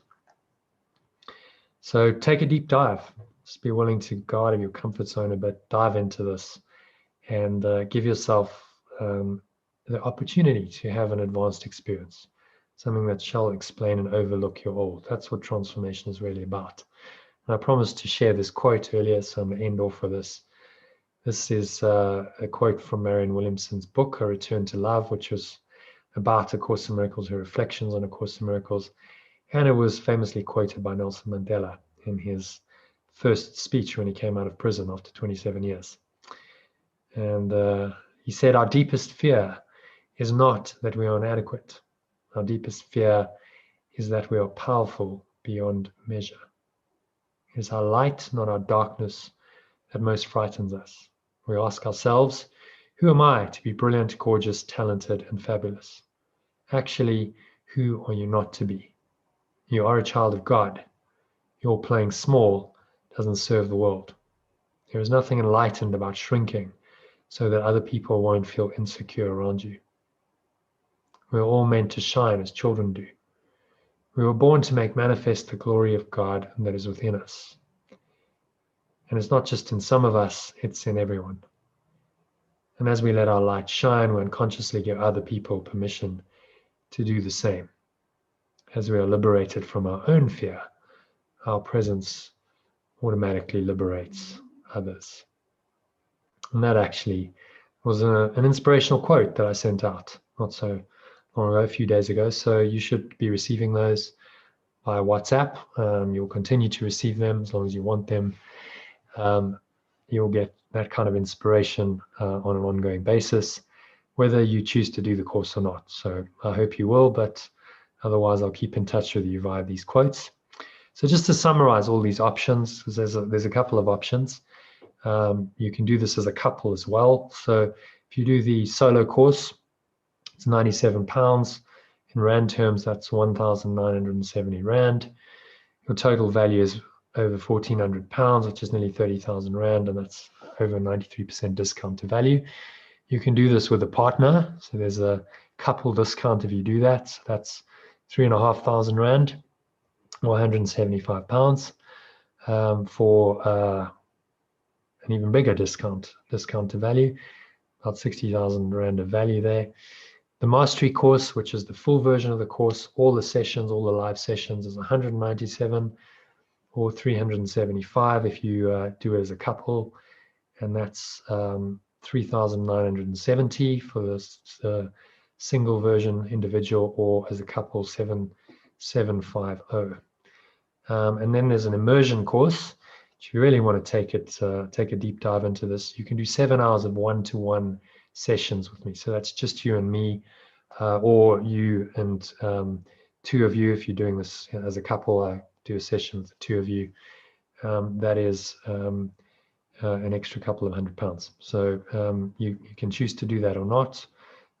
There's a lot of value just in doing the solo course. There's more value in doing the mastery course, and there's even more value if you do that. But you pay more for my personal time. So there's the pricing, 397 or 575, just under 8,000 Rand or 11,870. There's the total value and the discounts.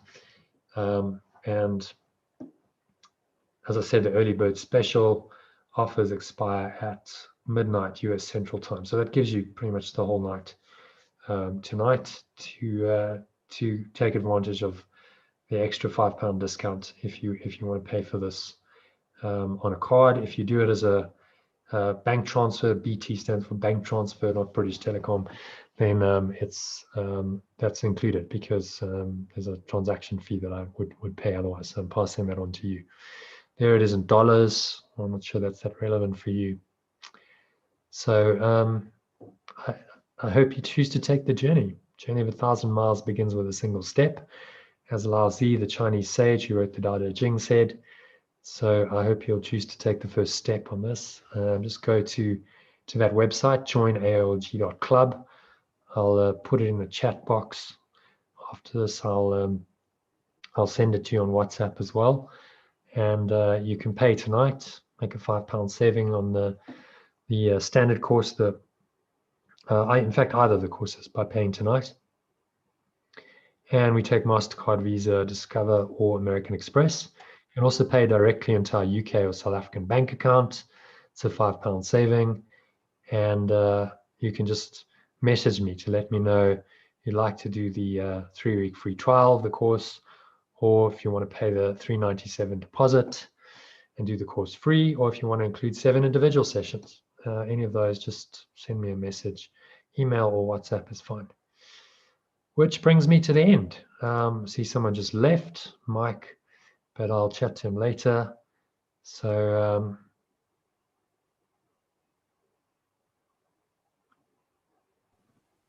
any thoughts on this, Eshlonola? Yeah. Thanks. Quite informative. When you mentioned about different books to read, I get the sense that the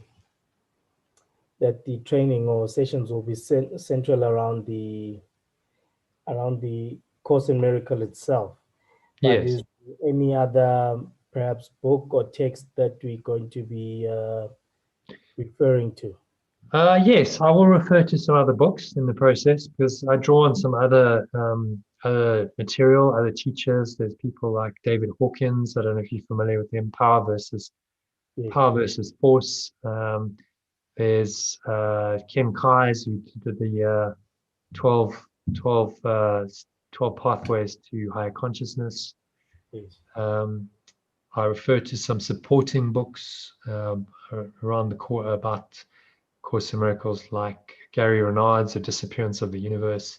So I give you a kind of a recommended reading list as well, and say, look, if you want to dive deeper into some of these, here's some reading material, some movies that will help. You know, this is all about giving you the tools and the resources. You don't have to read them, but I make reference to some of them, and I give you access to them. But in terms of actually working through stuff in the sessions, generally it's going to be based on A Course in Miracles, because there's only so much time. So we'll be working with the workbook, the first 35 lessons of the workbook, and the first 5 chapters of the text. Okay. All right. Tell you what, Jono, I am interested now, but I want to start perhaps at the later part of February, and I want to sign up for the solo package, the €97 one. £97, yeah. Okay. Pounds, yeah. Yeah, that's fine. Yeah, great. The first 3 weeks starts on Sunday, just to let you know. So, are you available to do the process in the next 3 weeks? You know, I think the first 3 weeks are going to be a bit tight for me. Hence, I'm looking at the latter part of February. I think things should have settled on my side. Okay. The problem is we'll be 3 weeks into the course then, and you've missed a whole lot of the material. Yeah. So what I suggest you do is do the 3-week free trial, and just do what you can. It's always challenging. I know time and money are really people's issues. Yeah. So the idea is to try and integrate it into your daily life. Yeah. And go, okay, so I'm busy, I've got stuff to do, but the point of doing these processes and using these tools is to help you in your daily life. Yeah. But it helps you to deal more effectively, more harmoniously, more consciously with whatever, and you use it for that, and you do it to whatever level you can do it. Yeah. I'm not a Zen teacher with a stick who's going to beat you over the head. It's just like, I'm giving you all the material, I'm giving you the resources, I'm giving you messages to help you to stay on a process, and then you do it as you want to. So you don't want to join the live sessions except on the Sundays. I'd really recommend you do the Sunday sessions at least, so you get some live interaction. That's fine. I will get the recordings. I record the live sessions on WhatsApp. I send you the recordings. You can listen to them at leisure. I'm also going to send you recordings by email, so you'll get access to YouTube recordings that I post in the Facebook group. There's a lot of material, but you don't have to listen to all of it. I know it can be a bit overwhelming. I just listen to what you can listen to. Maybe you just listen to the breath breaks that I send you, which are literally 3 to 10 minutes. You get a couple of those a day, designed around the course lessons. You just listen to those, and the course recommends you do those 3 or 4 times a day to start with. Do them 3 or 4 times a day. That's like maybe 10-20 minutes of your day, and that's probably more than you would have done. That's the idea. So do it to whatever level you can, and then mid-February, actually, that's when the course amps up a bit. And we get into some personal transformation stuff, which is powerful. And that's where you do need to spend a bit of time, especially in the sessions, and then working through the workbook exercises, because it's about going, okay, who am I really? Who do I think I am, and who am I really?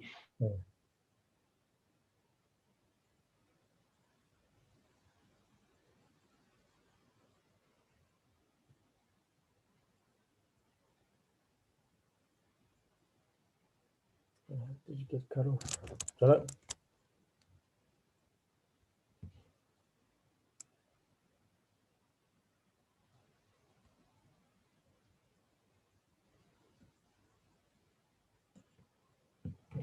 Sure. Something.